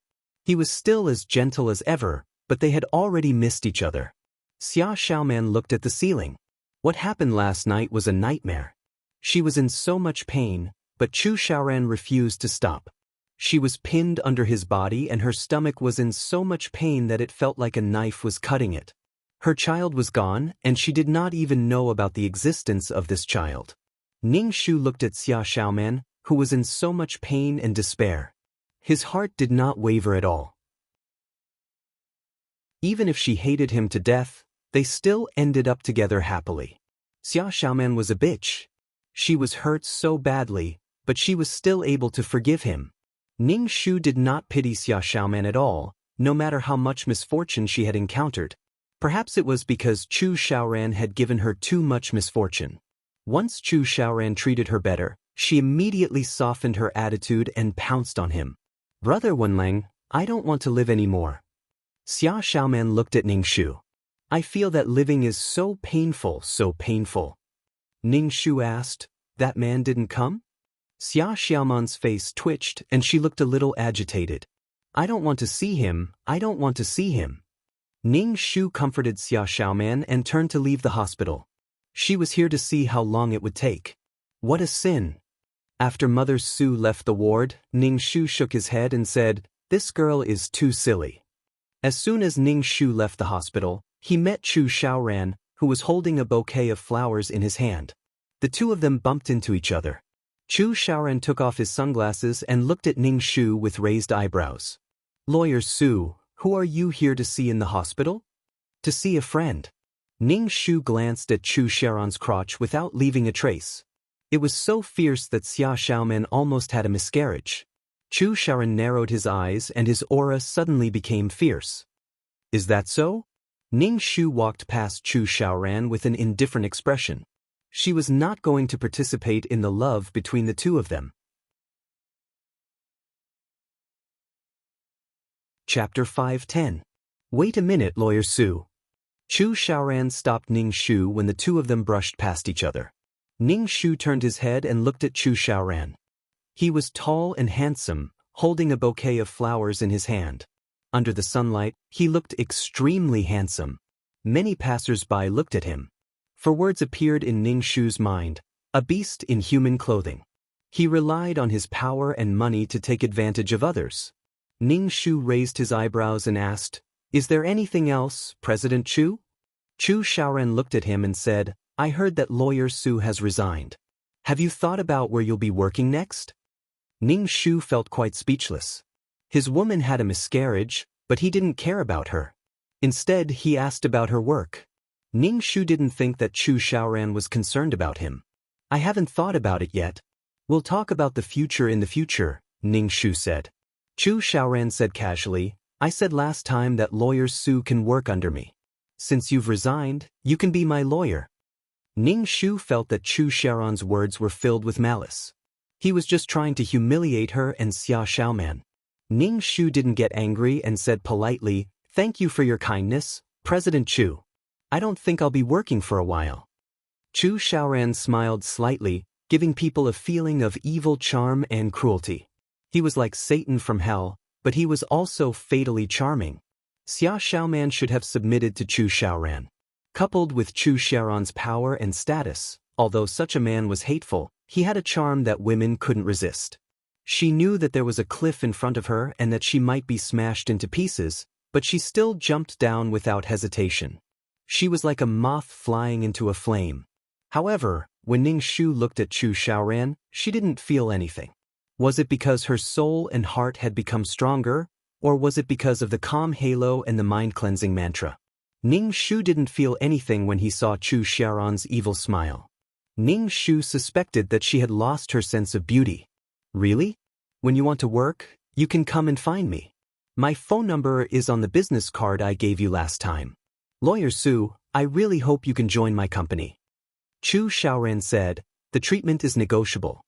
I welcome capable people very much. Ning Shu smiled but didn't say anything. Chu Xiaoran turned around and left with the bouquet in his arms. He went to visit Xia Xiaoman, who had suffered a miscarriage. However, based on Xia Xiaoman's current state of mind, the two of them were probably going to get intimate again. Ning Shu turned around and drove back. Mother Su, who was sitting in the front passenger seat, said to Ning Shu, Let's move. Seeing Xia Xiaoman like this, Mrs. Su knew that it was impossible between her son and Xia Xiaoman. Moreover, it was impossible for the Su family to take in a daughter-in-law who was someone else's mistress and had a miscarriage. When she was pregnant, she slept with a man and even lost the child. Mrs. Su used to think that Xia Xiaoman was a well-behaved child. She looked like a happy and adorable child. However, one couldn't judge a book by its cover. She did such a thing without saying a word. Ning Shu nodded. As long as the two elders of the Su family were willing to move, she would be able to go abroad to study in peace. The Su family sold the house as quickly as possible. When they were moving, Ning Shu met Xia Xiaoman, who had just returned from the hospital, in the corridor. It was summer, but Xia Xiaoman was not only wearing long-sleeved clothes, but also a thin down jacket and a hat on her head. Xia Xiaoman's face was very pale, and her eyes were dim. She looked listless, and there was an aura of sadness and despair all over her body. Xia Xiaoman was supported by Mother Xia. Mother Xia's face was trembling.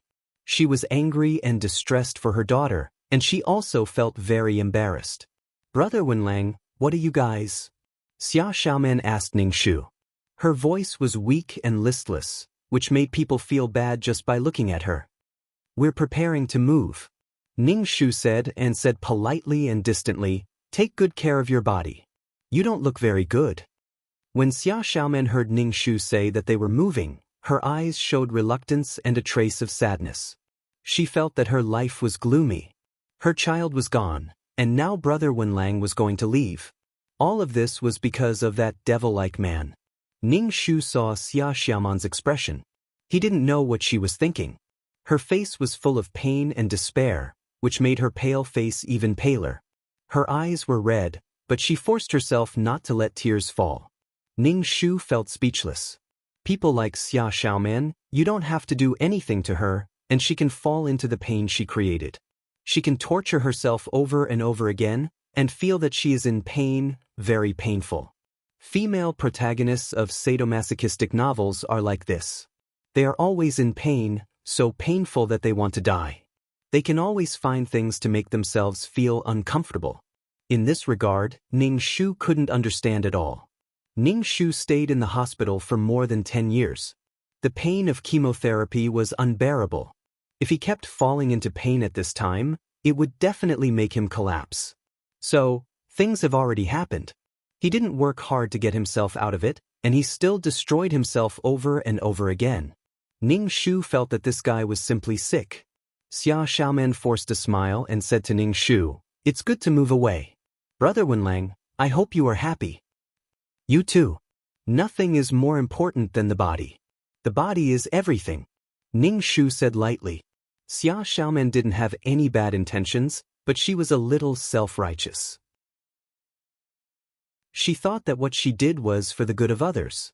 She sacrificed herself to help others, but she didn't think about whether others would accept it or not. "Brother Wenlang." Seeing that Ning Shu had left, Xia Xiaoman turned around and looked at Ning Shu. "I'm sorry."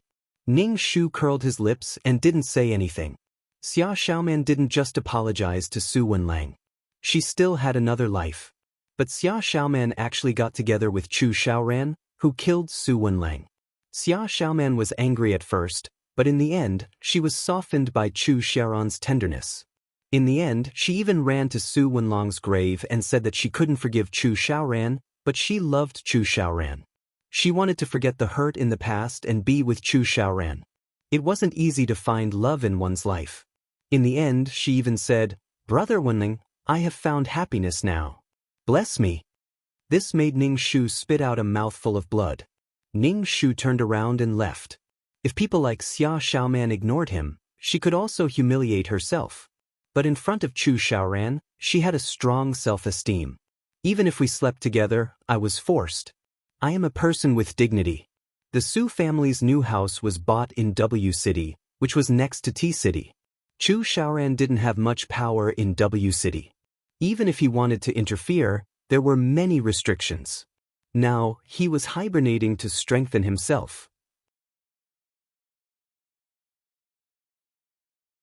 Chapter 511. The Su family's new house was bigger than the previous one. Ning Shu added some money from the sale of the old house and bought a bigger house. She wanted the two elders of the Su family to live more comfortably. Su Wenlang, the person who entrusted the house, felt guilty towards his parents. He didn't fulfill his filial duty by letting them send off their children. Ning Shu wanted to fulfill his filial duty for the original owner of his body. The environment of the neighborhood was pretty good. There were many green belts and a city garden next to it. Su Wenlang spent more than half of the wedding fund that he had saved up for so long. Su Wenlang's father said that it was too expensive, but he was happy when he saw all kinds of exercise equipment in the neighborhood. There were also many old men playing chess and exercising. After the family settled down, Ning Shu started preparing to go abroad while studying the law. He had already contacted the school. What made Ning Shu nervous was that there might be a language barrier over there, and he would have to start over. He regretted not having enough knowledge when it came to using it.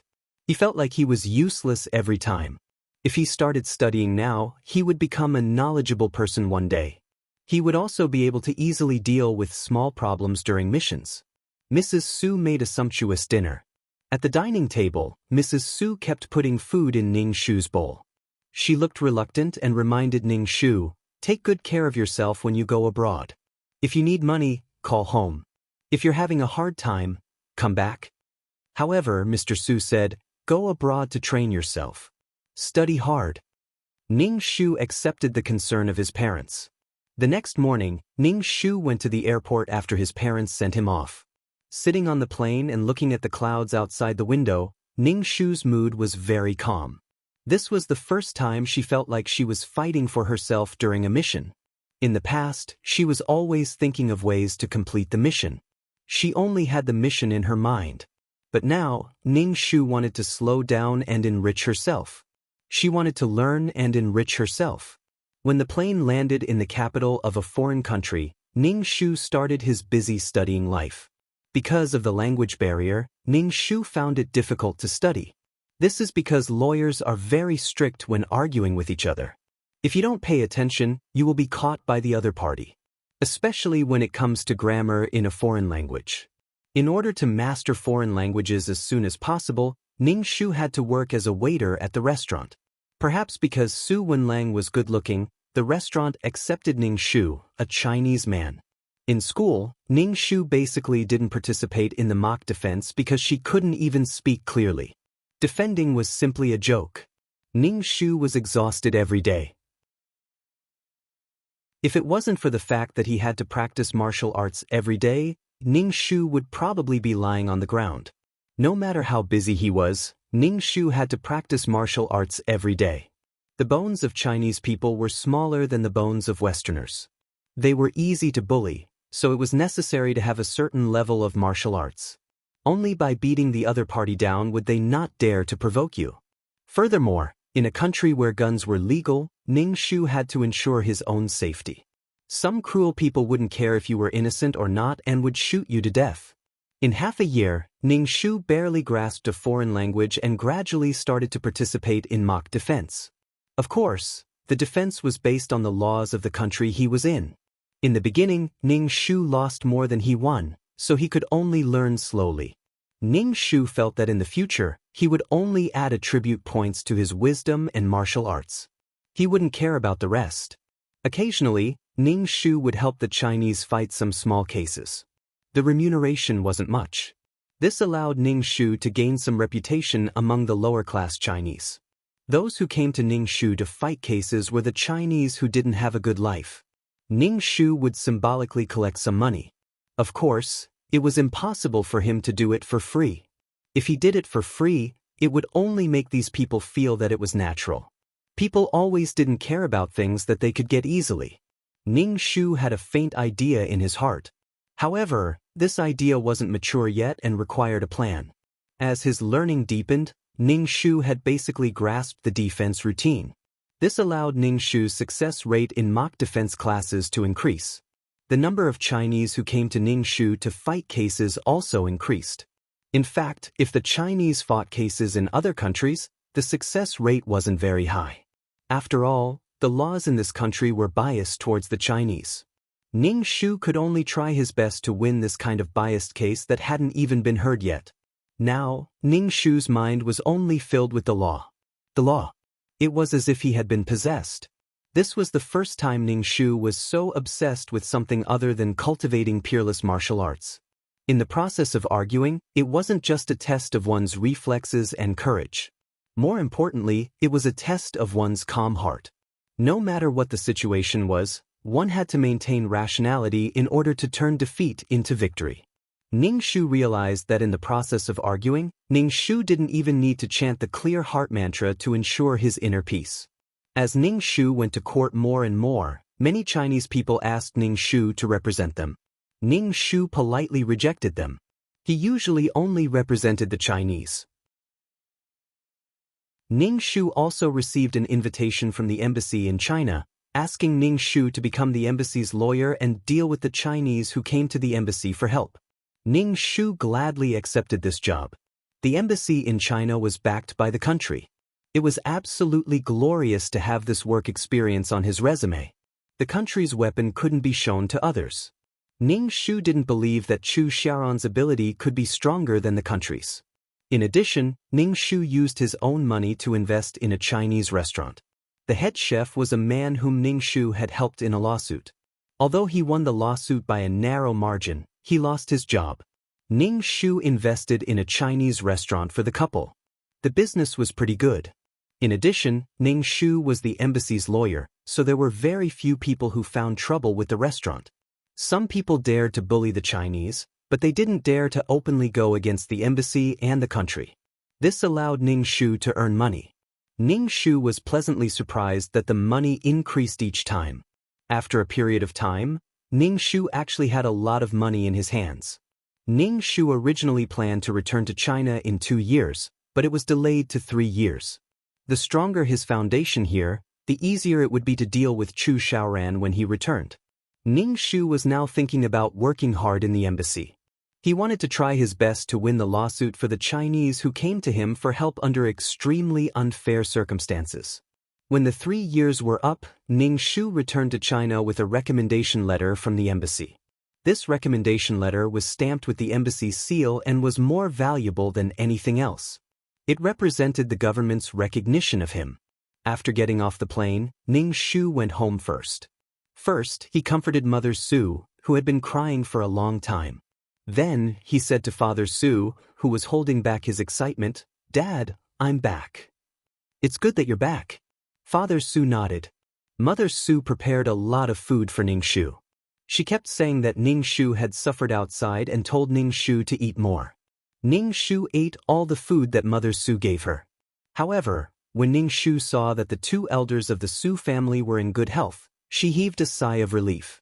Although the 2 elders kept saying that everything was fine when they called, Ning Shu was still a little worried. Chapter 5:12. Because of the jet lag, Ning Shu was dispirited for several days. After he recovered, Ning Shu planned to go to T-City. When Mother Su heard that her son was going to T-City, she quickly asked, "Are you going to see Xia Xiaoman?" Ning Shu was a little stunned. "Mom, I almost forgot. I'm going back to see my former boss and some colleagues. It's fine even if I see Xia Xiaoman." When he was abroad, Ning Shu did not pay attention to the matter between Chu Xiaoran and Xia Xiaoman, nor did he have any channels to find out. The main purpose of returning to T-City this time was to find out how the 2 of them were doing. After about a few hours of driving, Ning Shu returned to T-City. First, he went to visit the boss of the law firm. The 2 of them also went to have a meal. The boss asked Ning Shu, "What are your plans this time?" Ning Shu could tell that the boss did not want to invite him back to the law firm, which meant that he still had scruples in his heart. Ning Shu said, "I have some money on hand, and I plan to open a law firm." The boss nodded and looked a little disappointed. "You're a good lawyer.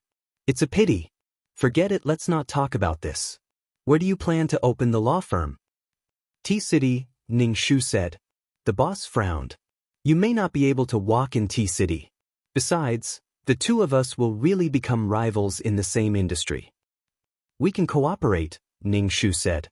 "Wenlang, someone is pressuring you behind your resignation. Why do you still want to stay in T-City? It's the same in other cities."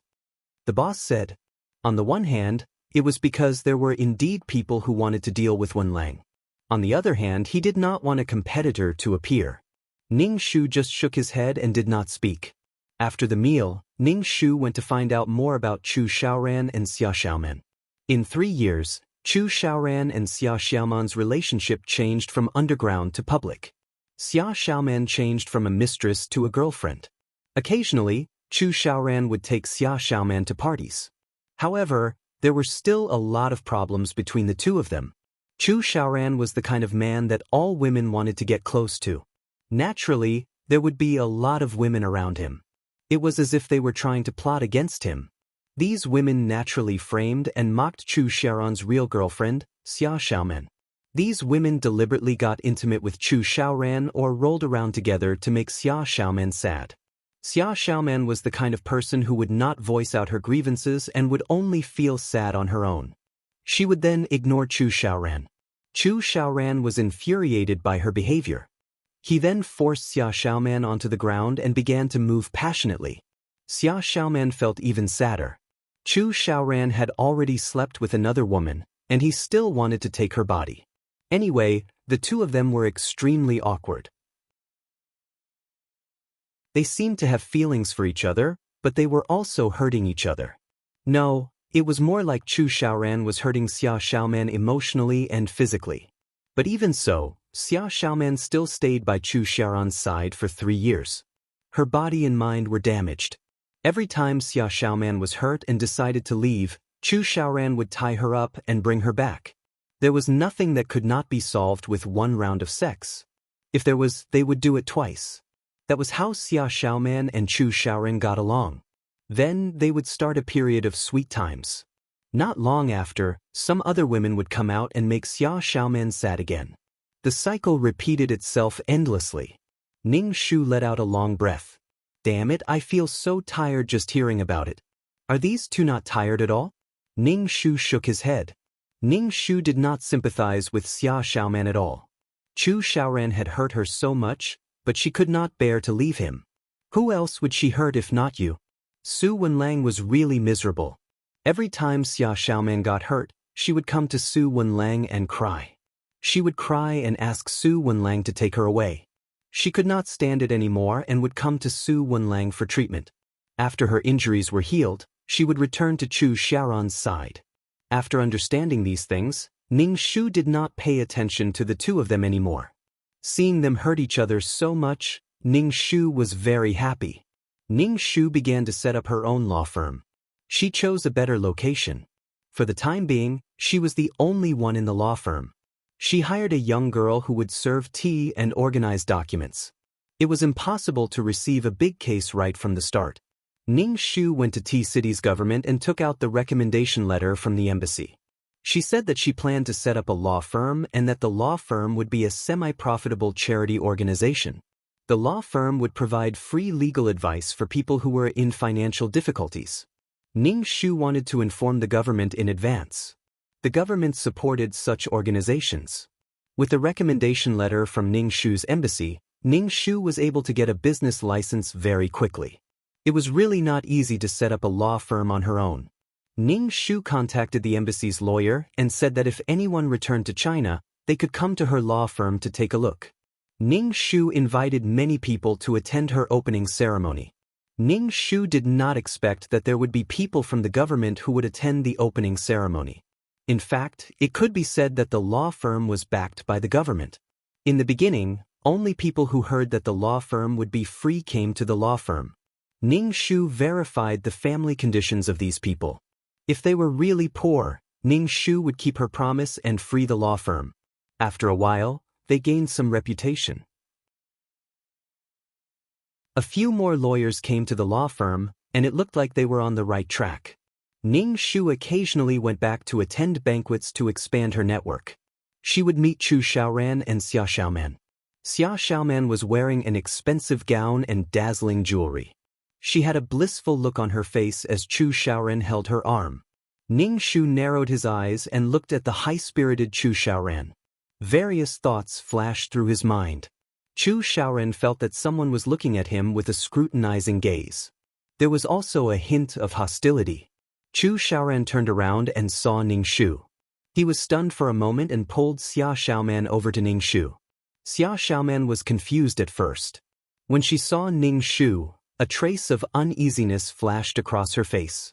She wanted to pull her hand out of Chu Xiaoran's hand, but Chu Xiaoran grabbed it tightly.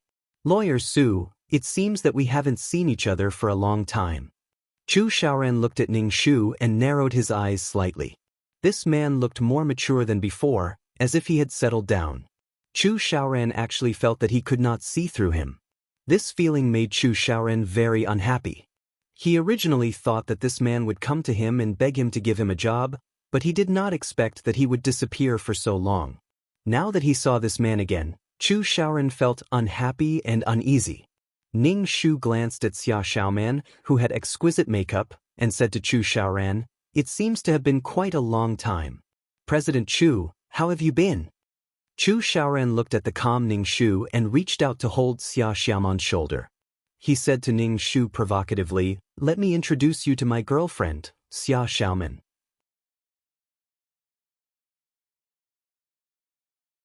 Chapter 5:13.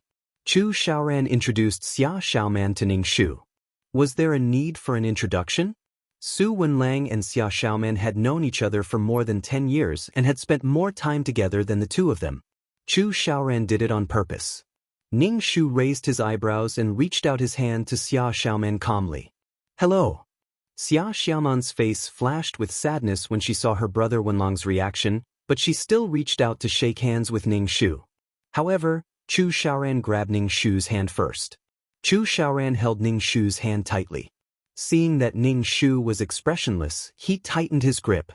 Ning Shu smiled calmly and held Chu Xiaoran's hand tightly. Chu Xiaoran's expression changed immediately and he let go of Ning Shu's hand. Chu Xiaoran's eyebrows were filled with anger and displeasure, but there was a sinister smile on his lips. Lawyer Su, you're really an interesting person. Let's keep in touch with each other in the future. I like interesting people like you. Ning Shu nodded. We'll definitely keep in touch with each other in the future. Even Xia Xiaoman could feel that the atmosphere between the two of them was not quite right. She pulled Chu Xiaoran away. The moment Chu Xiaoran turned around, his face became extremely sullen. His face turned black, and his eyes were filled with coldness, anger, and prying. He said sharply to Xia Xiaoman, "Are you very happy that your old lover is back?" Xia Xiaoman staggered twice and looked at Chu Xiaoran in disbelief. How can you say that? I didn't think so at all. Don't slander me. You keep glancing at your old lover and you still say that there's nothing between you and him? Do you think I'm blind? Are you trying to rekindle your old flame? Chu Xiaoran's expression was full of contempt and sarcasm. Xia Xiaoman was hurt by the expression on Chu Xiaoran's face. Why did Chu Xiaoran always say such hurtful words without restraint? Ning Shu took a glass of red wine from the table and sipped it while looking at Chu Xiaoran and Xia Xiaoman. Previously, the atmosphere between the two of them was quite good, but now, they seemed to be in conflict again. Xia Xiaoman had a bitter expression on her face, as if she had suffered a great grievance. She looked like a little wife who had been bullied, which made people feel suffocated. If Ning Shu considered himself a man, he would definitely not like Xia Xiaoman with such a bitter face. Xia Xiaoman was clearly happy before. At least, she was happy when she was with Su Wenlang. But now, Xia Xiaoman was no longer happy, only pain and helplessness after being destroyed. If this was what Xia Xiaoman thought of as love, Ning Shu had nothing to say. Ning Shu finished the red wine and turned to leave. During this period of time, Ning Shu was not only busy with the law firm, but also took time to visit the two elders of the Su family. Currently, the law firm was in a relatively idle state, and more people came to consult for free. Brother Wenlang. When Ning Shu lowered his head to look at the documents, he heard Xia Xiaoman's voice and thought it was an auditory hallucination. Ning Shu looked up and saw Xia Xiaoman. He asked, "How did you find this place?" Xia Xiaoman smiled and looked at the surrounding environment. She said to Ning Shu happily, "Brother Wenlang, congratulations on having your own law firm." Ning Shu nodded and asked, "Why are you here? How did you find this place?" "Brother Wenlang, you probably don't know that your law firm is already very famous. I just asked around a little and found out," Xia Xiaoman said with a light tone, as if she was happy for Ning Shu. Ning Shu didn't think that Xia Xiaoman was here to talk to her about this. Ning Shu poured a glass of water for Xia Xiaoman and asked indifferently, "Why are you here this time?" Xia Xiaoman saw that Ning Shu's attitude was cold and looked a little hurt. She asked, "Brother Wenling, do you still blame me in your heart?" Ning Shu did not know what Xia Xiaoman meant. "Brother Wenlang, I know that I let you down. We should have gotten married, but because of me, I made you sad. Brother Wenlang, I'm sorry." Xia Xiaoman's face was filled with guilt and helplessness. Ning Shu shook his head. "Those are all things in the past. I don't take it to heart. You will also have your own happiness. We're both passers-by in life." Ning Shu was very impatient. Why did Xia Xiaoman come all the way here to say something? Ning Shu felt that Xia Xiaoman was quite silly to come all the way here. If Chu Xiaoran knew about this, he would give her another round of abuse. Chu Xiaoran's punishment method was to make her unable to get out of bed. It seemed that this punishment method actually made Xia Xiaoman happy. "What exactly do you want from me?" Ning Shu pinched the space between his eyebrows and asked. He really did not want to see Xia Xiaoman's bitter face. Seeing her guilty look made him feel bad. Xia Xiaoman always said sorry, but it did not mean that she really knew that she was wrong. Xia Xiaoman just habitually said sorry. As for what she was thinking in her heart, no one knew. Brother Wenlang. Xia Xiaoman bit her lips tightly. She looked like she wanted to say something but found it difficult to speak. Her face was so twisted that it was unbearable to look at. Ning Shu wiped his face and did not look at Xia Xiaoman's face. Tell me, what's the matter? Brother Wenlang, please help me. Xia Xiaoman seemed to have thrown caution to the wind and said to Ning Shu. Ning Shu's body trembled and he looked at Xia Xiaoman. Is she here for my help? Brother Wenlang, I'm really tired. I want to leave Chu Xiaoran. I'm already exhausted. Xia Xiaoman wanted to grab Ning Shu's hand and beg him, but Ning Shu dodged. Leave if you want, Ning Shu said calmly. What's the point of telling me? Xia Xiaoman shook her head and looked bitter. Brother Wenlang, this matter is not that simple. Chu Xiaoran not only has my nude photos, but also the video.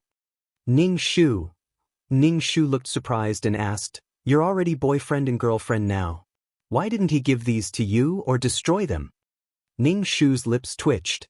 Looking at Xia Xiaoman's tired face, there were only 2 words in his heart. Serves you right, serves you right. Xia Xiaoman's inaction allowed Chu Xiaoran to bully her without any worries. She never thought of resisting and silently endured it. If he didn't bully her, who would he bully? It was intolerable if he didn't bully her. Now, he's here to ask me for help again. Ning Shu felt that this guy is here to trick me again. She was infinitely tolerant towards the male lead, but the unlucky ones were always the ones who were nice to her. She really treated the male lead as her first love even if he tortured her thousands of times. She was simply too cheap. Ning Shu hated Xia Xiaoman very much. He didn't give me the things. Xia Xiaoman looked at Ning Shu. Brother Wenlang, I want you to help me fight a lawsuit and help me get these things back. Ning Shu didn't even look up and said calmly, This lawsuit is not easy to fight. Since you're boyfriend and girlfriend, Chu Xiaoran can be said to be your romantic interest. If you really want to leave Chu Xiaoran, you can just leave. Why go through so much trouble?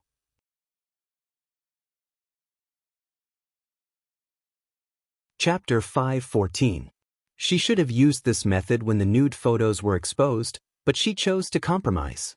It wasn't so easy to deal with the matter now. Besides, Ning Shu didn't intend to help her at all. If she did, she would be busy with Xia Xiaoman's matter and risk being killed by Chu Xiaoran.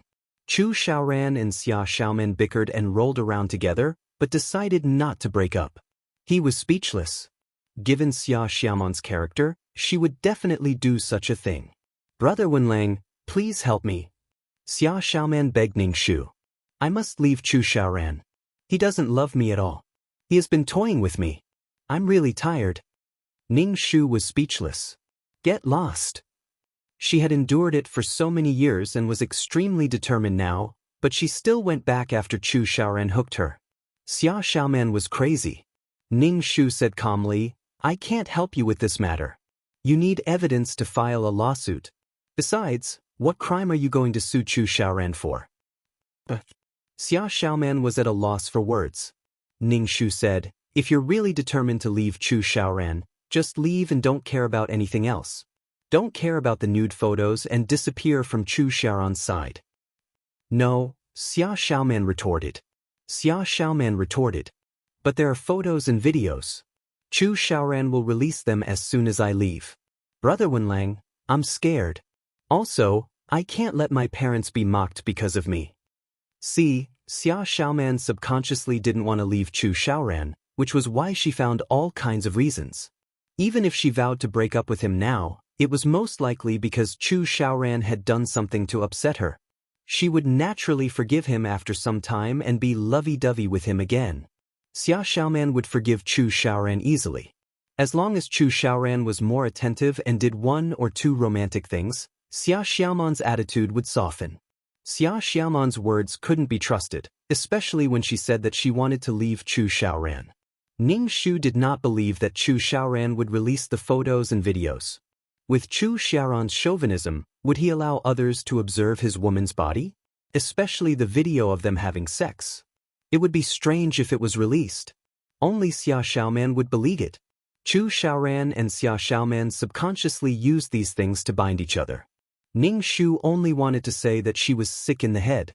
How could this be called love? She was hurt all over, yet she was still talking about how difficult it was to obtain happiness. She was simply drunk. Then, Brother Wenlang, I'll leave first. Xia Xiaoman looked depressed. She suddenly thought of something and said to Ning Shu, Brother Wenlang, let me treat you to dinner to welcome you. Ning Shu waved his hand. Just as he was about to speak, he saw a group of people with sticks and knives walking into the law firm aggressively from the corner of his eye. Without saying a word, they slashed and smashed everything. The people in the law firm were shocked.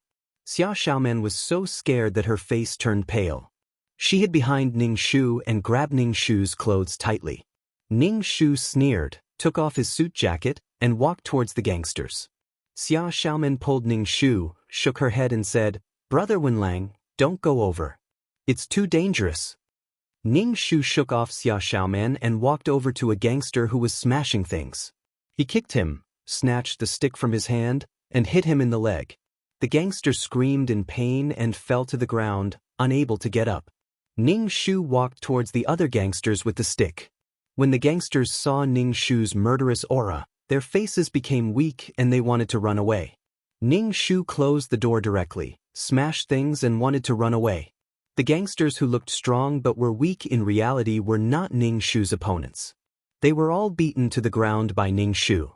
Ning Shu stepped on the gangster leader's chest and said, How dare you come to the law firm to make trouble and provoke people who play with the law? Believe it or not, I will put you in jail. Let me go, or our boss will show you. The gangster bluffed and shouted at Ning Shu. Ning Shu smiled indifferently. He raised the stick and hit the gangster's arm. When the stick hit the gangster's arm, a clear sound of bone cracking could be heard. The gangster let out an inhuman cry. Ning Shu threw the stick, clapped his hands and said to the somewhat sluggish staff, Call the police. Today, no one who smashed things can escape. Boss, you're too domineering. The little sister who sorted out the documents immediately called the police. After a while, a police car came and took these gangsters away. Ning Shu arranged a lawyer to deal with this matter. He said to the lawyer, The more serious the better. The lawyer nodded, indicating that he understood. Ning Shu felt a little hot. He unbuttoned his shirt. Seeing Xia Xiaoman staring at him, he said, Aren't you going to leave? Oh. Xia Xiaoman recovered and said, Brother Wenlang, I didn't know you could fight so well. One person beat all the gangsters down.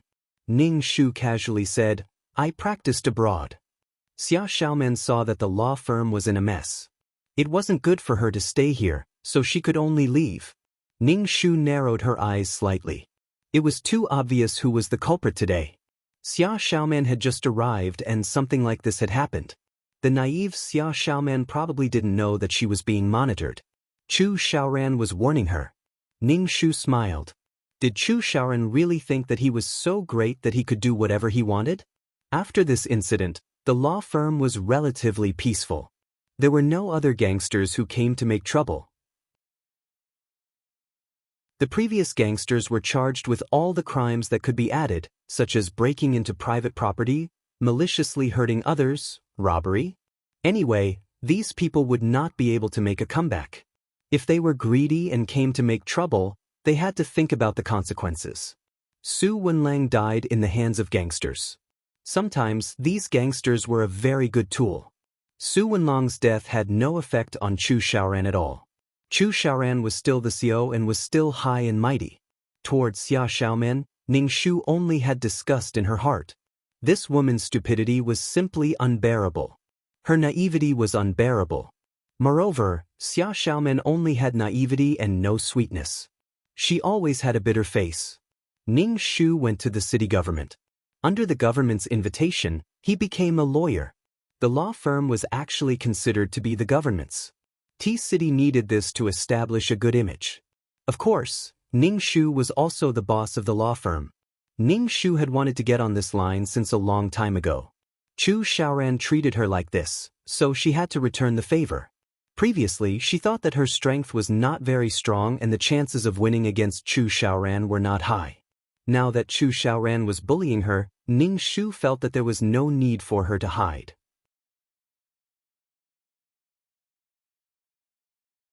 Chapter 5:15. With the support of the government, Ning Shu's law firm gradually got on the right track and slowly gained a foothold in T-City. This was the difference between working alone and having support. Ning Shu was supported by more than one person. Ning Shu had fought many cases for free, but the law firm was still profitable. Ning Shu was now the person the government pushed out to deal with the people who needed legal aid.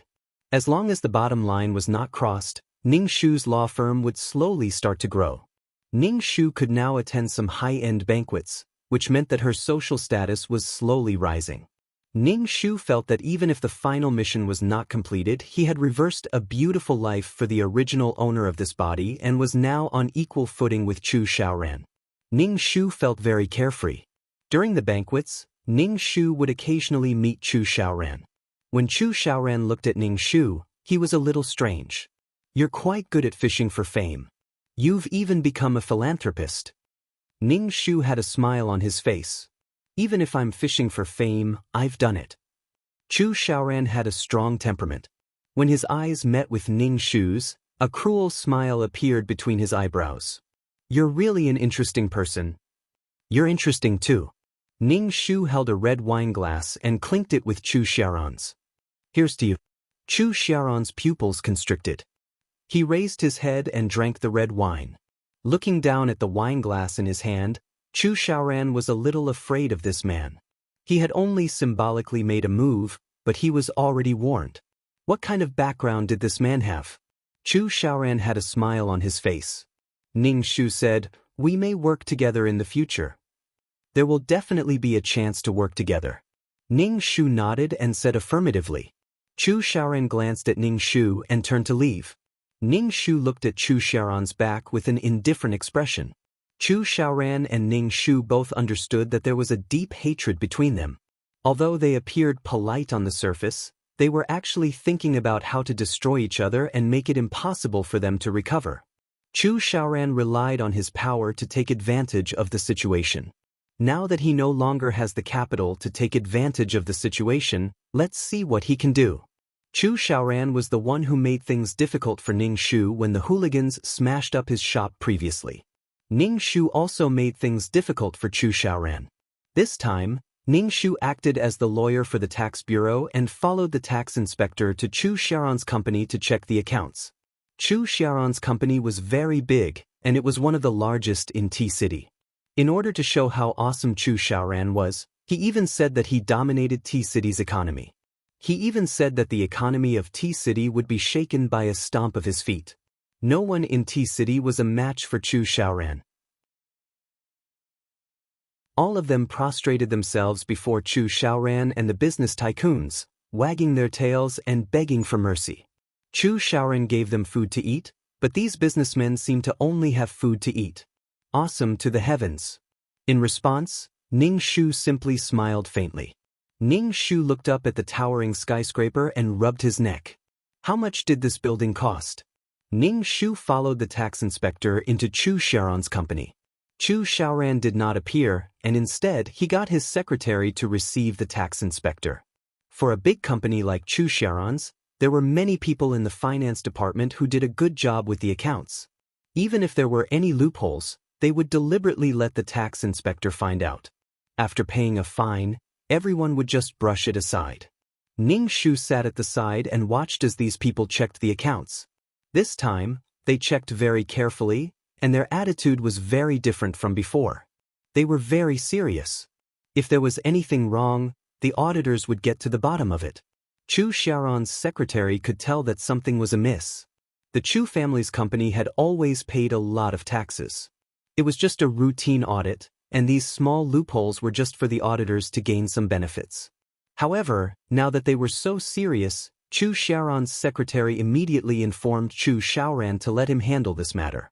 When Chu Xiaoran arrived, he saw Ning Shu leisurely sitting on the sofa and drinking coffee. Chu Xiaoran glanced at the tax inspectors and walked over to sit opposite Ning Shu. He raised his eyebrows and said, "Lawyer Su, you're not only a lawyer, but also an accountant? It's not easy to survive in this society. One more skill means one more mouthful of food," Ning Shu said as he took a sip of coffee. Chu Xiaoran narrowed his eyes and looked at Ning Shu. The corners of his mouth curled up slightly and he looked casual. It was as if he was smiling, but no one could tell what he was thinking.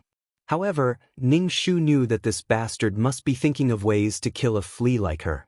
Ning Shu also suspected that Chu Xiaoran was involved in the underworld and had a group of underlings who challenged the country's laws. These seemed to be trivial matters, but they might be the last straw that broke the camel's back. In the end, the tax inspector found a loophole, but the people in the finance department couldn't do anything about it. Ning Shu immediately said, "President Chu, please explain yourself. Otherwise, you'll be accused of tax evasion." Chu Xiaoran looked at Ning Shu, who didn't hide the gloating in his voice.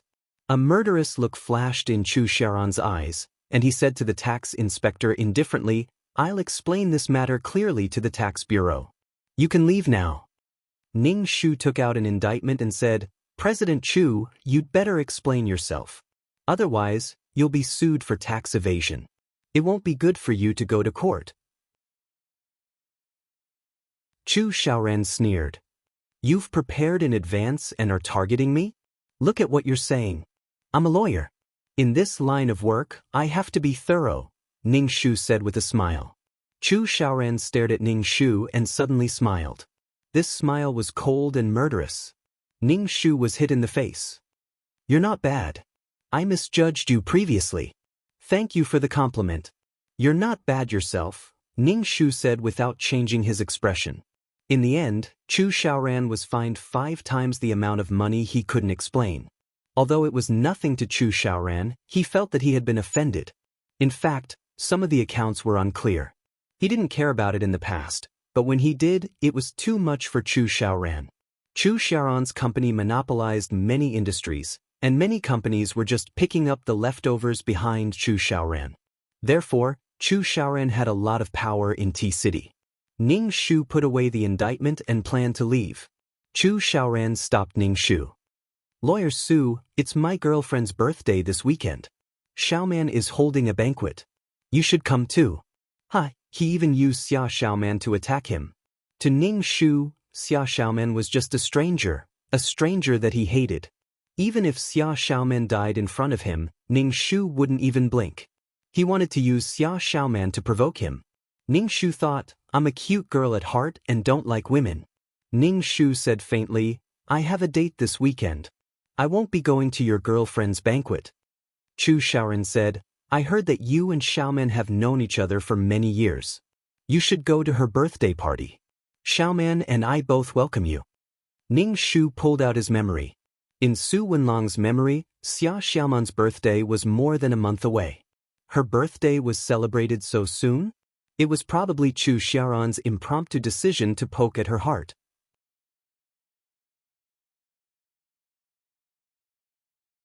Chapter 5:16. He probably invited her to the banquet to watch the two of them flaunt their love for each other. Ning Shu's expression remained unchanged. "I've been a little busy recently. I still have to go to various companies to check their accounts. I'm not as lucky as you, Xiao Chu, who can count money while lying down. Xiao Chu, do the accounts properly next time. Also, you'll really be sued next time." Ning Shu turned around and left after saying that. What banquet? It was just Chu Xiaoran trying to show off to her. Ning Shu would rather fight a free lawsuit than waste her time on such a thing. She didn't want to know what was going on between Chu Xiaoran and Xia Xiaoman. She didn't care, didn't want to know, and didn't want to know. Chu Xiaoran's face was gloomy and he frowned. As a businessman, his sharp senses told him that checking the accounts was a signal. He felt that someone was going to take action against him. However, Chu Xiaoran was still confident in his heart. In T-City, ordinary people couldn't shake him. Even the higher-ups didn't dare to touch him because there might be a riot in T-City's economy. Especially since he monopolized many industries, it would cause chaos in T-City in a short period of time. Chu Xiaoran was increasingly disgusted with this man called Su Wenlang. It was not only because of Xia Xiaoman's matter, but also because this man had a strong aura and seemed to have some background. Chu Xiaoran frowned. He had to come up with a plan. Recently, Ning Shu felt that someone was following her, as if she was being watched. Every time she tried to find this feeling, her eyes would disappear. Ning Shu felt that it should be Chu Xiaoran's men. Are they trying to kill me? Ning Shu felt that Chu Xiaoran was sometimes overconfident. If he was an ordinary person, he would be killed just like in the plot. Even if it was just a ripple, it would be over soon. However, her social status was different now. It was a kind of image that the government pushed in front of others. Especially since she still had to run the law firm, her death would have a certain amount of influence. Chu Xiaoran had been in T-City for too long and had forgotten who the land under his feet belonged to. Ning Shu walked into a small alley and waited for the person following her to appear. The person following Ning Shu was a man. This man had a valiant aura, and judging from the way he walked, he seemed to be a veteran. "Why are you following me?" Ning Shu asked. The man did not speak. He held a sharp blade between his fingers. It looked like he was going to cut Ning Shu's throat. Ning Shu narrowed his eyes and took the initiative to raise his fist and punch the man. This man was probably a special forces soldier and was proficient in martial arts. He seemed to look down on Ning Shu and directly reached out to grab Ning Shu's fist. However, Ning Shu's fist knocked him back 2 steps. Only then did the man's expression become serious. He moved his neck, making cracking sounds, and said to Ning Shu, "You have some skills." Ning Shu narrowed his eyes and took the lead. He clenched his fist and punched the man's head, but in the other hand he took out a spray bottle and sprayed it at the man's eyes. The man's eyes were burning because of the sudden spray. It was so hot that his eyes seemed to be going blind. The man groaned and bent over to cover his eyes. Ning Shu clenched his fist and beat the man. Because of his eyes, although the man was on guard against Ning Shu, he was still beaten unconscious by Ning Shu. Ning Shu kicked the unconscious man and kissed the bottle. The pepper spray was really a good thing. It could achieve an unexpected effect. No one would expect that a man like Ning Shu would carry pepper spray. Ning Shu thought about it and was angry. This man was very ruthless and wanted to kill him. Ning Shu kicked the man's calf. Then he heard the sound of bones breaking. Ning Shu stomped hard twice. The man sat up in pain and wailed. He rolled his eyes and fainted again. His calf was swollen. In fact, Ning Shu wanted to kill this man, but after all, this was a society ruled by law. Even if it was dirty in private, as a lawyer, Su Wenlang's hands must be clean. It was the most basic principle and persistence. Su Wenlang probably didn't want to come back and become the person who had to bear a life in his hands. Ning Shu called Chu Xiaoran and asked him to come and take his man away. Otherwise, he would be sent to the police. Ning Shu didn't want to call the police, because there would always be someone to protect a veteran like him. Ning Shu would rather give Chu Xiaoran a warning. Chu Xiaoran had rushed over personally with a few bodyguards by his side. Chu Xiaoran looked at the unconscious man on the ground and then looked at Ning Shu. The corners of his mouth curled up. "I underestimated you. Chu Xiaoran, keep an eye on your dog. If there's a next time, he won't be here, but in prison," Ning Shu said indifferently. Chu Xiaoran waved to the bodyguards behind him, and they carried the unconscious man away. Chu Xiaoran looked at Ning Shu and said, "Su Wenlang, I really admire you more and more. If it weren't for Xia Xiaoman, I really hope that you can work for me. You also know that it's impossible. How stupid would she be to work with Chu Xiaoran?" Her purpose was to take revenge and make Chu Xiaoran, who had taken advantage of her, have no hope of struggling. "You're a tolerant person. You even tolerated Xia Xiaoman's matter and disappeared for a period of time. You even hooked up with someone from the top." Chu Xiaoran narrowed his eyes, hiding the strong murderous intent in his eyes. Ning Shu smiled. He could hook up with someone from the top because she was of value to him. What she did just scratched his itch. However, Chu Xiaoran's existence was like a fishbone stuck in his throat. Ning Shu was just borrowing the wind. Chu Xiaoran looked at Ning Shu condescendingly and turned to leave. Chu Xiaoran was too arrogant. If God wanted to destroy people, he would first make them go crazy. Ning Shu leaned against a big tree and enjoyed the shade. What made Ning Shu more amused was that Chu Xiaoran's company's tax evasion was widely reported by the media, causing the stock price of Chu Xiaoran's company to plummet. The morning, afternoon, and evening news came one after another. There were also financial newspapers. Chu Xiaoran immediately blocked the news and no longer reported this matter. Chu Xiaoran's power in T-City was not to be underestimated. However, Ning Shu knew that the higher he climbed, the more painful it would be to fall.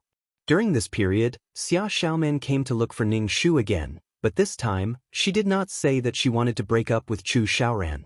Instead, she came to be the peacemaker between Chu Xiaoran and Ning Shu. Brother Wenlang, let this matter pass.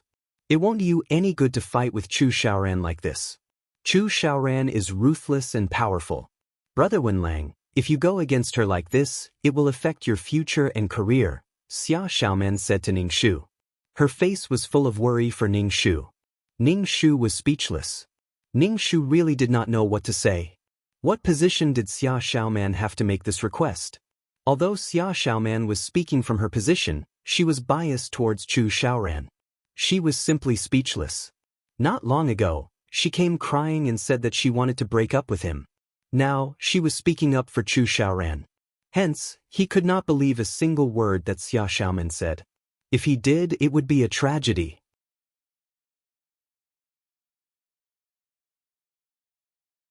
Chapter 517. Ning Shu really didn't know what Xia Xiaoman was thinking. She kept repeating the same thing over and over again. He couldn't understand what she was thinking at all. Wasn't this fun? In the storyline, Su Wenlang was ruined. Yesterday she was very sad. Today, she said that she couldn't let go of Chu Xiaoran. Ning Shu didn't know where Xia Xiaoman's bottom line and principles were. She was hurt by Chu Xiaoran partly because she gave in without principles. Ning Shu felt that it was quite sad for a person to live like this. However, Xia Xiaoman felt that this was a pain that had to be experienced in love in order to obtain happiness. Su Wenlang was so good to her, but he didn't want that kind of warm and gentle relationship. Why did he have to be so heart-wrenching and painful in love? Brother Wenlang, why are you looking at me like this? Xia Xiaoman saw Ning Shu looking at her like this. His sharp and unfamiliar eyes made Xia Xiaoman feel uneasy and she moved her body uncomfortably. Ning Shu casually retracted his gaze and said indifferently, "Did Chu Xiaoran ask you to say this?" Xia Xiaoman hurriedly waved her hand and said, "No, Chu Xiaoran didn't say this to me. I came here on my own accord. Brother Wenlang, I don't want you to fight to the death like this. I'll be sad if any of you get hurt." Ning Shu didn't say anything and just looked at Xia Xiaoman. He and Chu Xiaoran couldn't coexist. In the storyline, Su Wenlang died, but this time, it was hard to say. Xia Xiaoman didn't have the right to say these words in front of him. She betrayed Su Wenlang and even asked him to let go of everything and coexist peacefully with Chu Xiaoran. Scram as far as possible. Just looking at her made him feel suffocated. Xia Xiaoman, who was a selfish person in the name of doing good for others, especially when she was in love, was very annoying. Ning Shu had never hated a woman so much. He couldn't say that Xia Xiaoman was detestable. She was just a powerless woman who chose to resign to her fate in the face of harm. However, her actions would hurt those who truly cared about her and bring disaster to others. Yet, she was very tolerant of those who hurt her. If he wasn't sick, then what was? If Ning Shu encountered such a situation, he would definitely fight to the death instead of choosing to deal with this matter in such a way. More importantly, using threats and promises to make people compromise was a kind of harm in itself. Xia Xiaoman, has anyone ever told you that you are very cheap? Ning Shu was really annoyed with Xia Xiaoman appearing in front of him all the time and overdrawing her relationship with Su Wenlang. Does Chu Xiaoran know that you're here? Brother Wenlang? Xia Xiaoman was stunned. She couldn't believe that these words came out of the mouth of the gentle brother Wenlang. Xia Xiaoman's face turned purple. Anger and embarrassment filled her face. Her voice trembled. Brother Wenlang, do you know what you're talking about? Of course, I know. I'm saying. Ning Shu said word by word. Xia Xiaoman was so angry that her chest heaved up and down. She said angrily, "Brother Wen, how can you say that about me? Brother Wenlang, you've changed. You wouldn't say such vulgar words in the past. I'm here to tell you these with good intentions. Why are you suddenly scolding me?" Xia Xiaoman clearly hadn't recovered from the fact that Brother Wenlang scolded her. Her expression was full of anger and embarrassment. She sat opposite him and seemed to be sulking that she didn't want to talk to Ning Shu. Ning Shu smiled faintly. "You're angry just because of this? If it were Chu Xiaoran now, would you be so angry? No matter how unbearable and vicious Chu Xiaoran's words were, you would still tolerate it. You're so angry just because I said something. Xia Xiaoman, you're just relying on my feelings for you over the years. Also, you betrayed me and appeared in front of me so righteously. Don't you feel embarrassed? Or do you think that I can only have you in this life and that I'll be waiting for you even if you turn around?" Ning Shu didn't hold back at all. "You're really thick-skinned." Xia Xiaoman's face was pale. She stared blankly at Ning Shu and bit her lips tightly. "You're not Brother Wenlang. Brother Wenlang wouldn't say such things." Ning Shu was speechless. "Scram, don't come looking for me in the future. If you still have a little bit of shame, don't come looking for me." Ning Shu felt that it was useless to say anything to Xia Xiaoman. In her heart, Su Wenlang was the warm and comforting man who could understand her difficulties and helplessness. Now that Ning Shu was acting a little worse, Xia Xiaoman, who was used to Su Wenlang's silent sacrifice, suddenly felt a sense of betrayal. Xia Xiaoman stood up, her face pale. She took a deep breath and said, "Brother Wenlang, I know you hate me in your heart, but everything I did was to solve the problem. My original intention was not to hinder Brother Wenlang's career. It's very dangerous to go against Chu Xiaoran. I don't dare to do anything, but I don't want Brother Wenlang to get hurt." Ning Shu didn't even raise his head. "Are you done? If you're done, please leave." Xia Xiaoman bit her lips and turned to leave. When she reached the door, she glanced at Ning Shu. Seeing that he didn't raise his head, Xia Xiaoman frowned and left. "If you have any shame, don't come again next time." In fact, Xia Xiaoman didn't know that every time she came to look for Su Wenlang, she was increasing the danger for him. Would Chu Xiaoran be willing to see his woman find another man for no reason? Moreover, this man was Xia Xiaoman's old lover. He was definitely going to rekindle their old flame. Just in case, the best way was to make Su Wenlang disappear. Xia Xiaoman couldn't think of these and wouldn't think of these things. Sometimes, she even used Su Wenlang to provoke Chu Xiaoran. It was really frustrating to meet such a deceitful person. Chu Xiaoran raised a group of people, who were probably specially used to deal with disobedient people. Ning Shu thought about it and also recruited a few security guards, who were all retired soldiers, to protect the people in the law firm. Chu Xiaoran was the kind of person who was high above and ignored the law. It was as if there was nothing he couldn't do.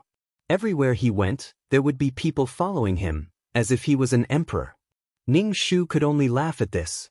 In fact, Chu Xiaoran was just a businessman. Why did he act as if he was the most powerful person in the world? He was so arrogant. He was so rich that he could rival a country, but he could only be slaughtered when he was fat. Chu Xiaoran wasn't strong enough to break away from the control of the land under his feet. Ning Shu could only take advantage of the situation. Ning Shu fought a lot of free cases, all of which were to help those who had no way to appeal. This made the reputation of the law firm rise. The newspapers reported that she was a philanthropist. The newspapers wouldn't report on her in an overwhelming manner. They would only appear occasionally in a slow and silent way. Overly exaggerated reports would only cause backlash and doubts. Ning Shu knew that this was the support of her supporters, and what Ning Shu had to do was to work hard and do what he should do.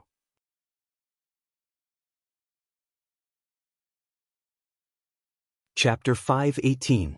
Ning Shu was clear about his position. He was a chess piece that could be used to deal with Chu Xiaoran. Moreover, Ning Shu was willing to be this chess piece. Chu Xiaoran's actions had already crossed the bottom line of the authorities. Was it his job as a businessman to control the economy? Other than being busy with the matters of the law firm, Ning Shu would also take time to go home and visit his parents. However, every time Mother Su saw Ning Shu, the first thing she would do was to ask him to go on a blind date. Mother Su felt that her son was not young anymore. At most, he was already in his 30s. Many people his age had already become fathers. Moreover, her son's career was now considered successful and he could marry a woman who was better than Xia Xiaoran.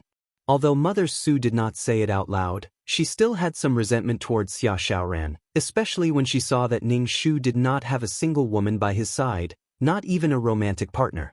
Mother Su felt that her son still had Xia Xiaoran in his heart.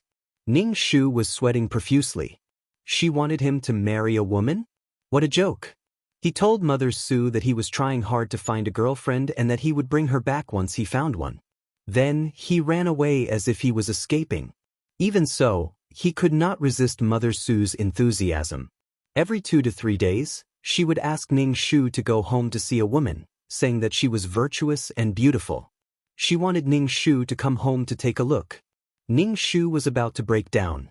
It was better to wait for Su Wenlang to come back and resolve this matter himself. Ning Shu focused on his work. Xia Xiaoran did not look for him for a long time, probably because Ning Shu was too rude the last time. She did not call him either. Sometimes, when Xia Xiaoran attended banquets as Chu Xiaoran's female companion, she would look indifferent when she saw Ning Shu. She did not speak to Ning Shu, nor did she greet him. Even if she met his eyes, Xia Xiaoran would immediately look away. Xia Xiaoran's behavior was still sulking. She felt that this would make her feel uncomfortable and make her compromise. People would always love themselves, tolerate their own people, and be self-righteous. Chu Xiaoran gave Xia Xiaoman the cold shoulder because he felt that Xia Xiaoman couldn't leave him and couldn't leave him, so Xia Xiaoman compromised. Xia Xiaoman gave Ning Shu the cold shoulder because she felt that Ning Shu had her in his heart and should compromise for her. Ning Shu was a little surprised. Could it be that Xia Xiaoman wanted her to apologize? Ning Shu talked to the others and didn't even look at Xia Xiaoman. Even if Xia Xiaoman died in front of Ning Shu's heart wouldn't waver. Chu Xiaoran squinted at Ning Shu and pulled Xia Xiaoman over to Ning Shu's side.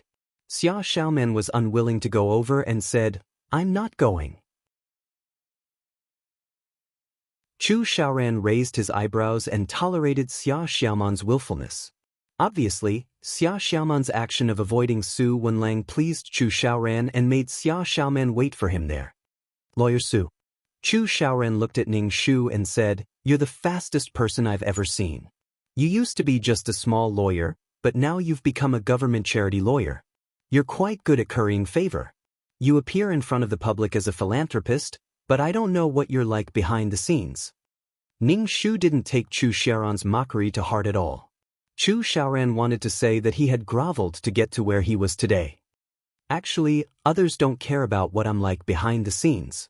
Those who come to me for a lawsuit won't care because I can help them win the lawsuit. Those who need legal aid won't care about what I'm like behind the scenes because I can get justice for them without having to pay a huge price." Ning Shu said calmly, "I'm just doing what I should do. What's there to feel guilty about? What's there to feel uneasy about?" Chu Xiaoran's pupils constricted. Just as he was about to speak, the crisp sound of a glass falling to the ground could be heard, causing a commotion. Chu Xiaoran and Ning Shu turned around and saw that Xia Xiaoran's gown was covered in red wine. The wine was spreading down the white gown, and a beautiful woman was standing opposite Xia Xiaoran. At this moment, she was apologizing to Xia Xiaoran very insincerely. Ning Shu took a glance and looked away. It's these jealous fights again. How boring. Chu Xiaoran walked over and took Xia Xiaoran downstairs to change her clothes. When Ning Shu saw this scene, he felt that Xia Xiaoran was like an overaged baby who would only be at a loss when faced with trouble and wait for the prince to save her. It was no wonder that she refused to leave Chu Xiaoran. She had developed a dependence on Chu Xiaoran. Chu Xiaoran was as cruel as a demon to her one moment, but he was gentle and romantic to her the next. Xia Xiaoran couldn't leave him no matter what. Xia Xiaoran used photos and videos to cover up this mentality, saying that she couldn't leave Chu Xiaoran because of the photos. Anyway, there were a lot of reasons. In short, Xia Xiaoran fell in love with the man who raped and coerced her. Ning Shu still followed the tax inspector to Chu Xiaoran's company to check the accounts. Now, the audit was more frequent, about once every 2 months. This situation was relatively unusual. The audit usually started at the end of the year, and the most frequent audit was once every 6 months. When Chu Xiaoran saw Ning Shu, his face was cold and cruel as he said, "Lawyer Su, you're really going against me. You're checking every 2 months. Do you still want my company to do business?" Ning Shu said with a smile, "Not only your company, but other companies will also be investigated. This is the order of the higher-ups. They want to investigate the tax evasion in the past few years." Chu Xiaoran pursed his lips tightly. Ning Shu took a sip of the coffee that his secretary had brought over and waited leisurely at the side for the audit. Chu Xiaoran looked at Ning Shu and said indifferently, "Lawyer Su, are you sure you want to go against me? Haven't we always been enemies?" Ning Shu said calmly, "What are you talking about, President Chu? I don't understand." Chu Xiaoran sneered. "Some things are not as simple as you think. Or do you think a small lawyer like you can deal with me?" Ning Shu smiled. Chu Xiaoran could say such words, which meant that he was feeling guilty.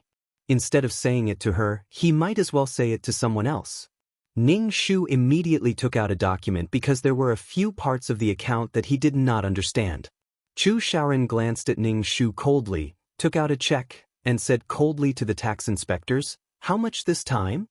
Chu Xiaoran was a big shot in T-City.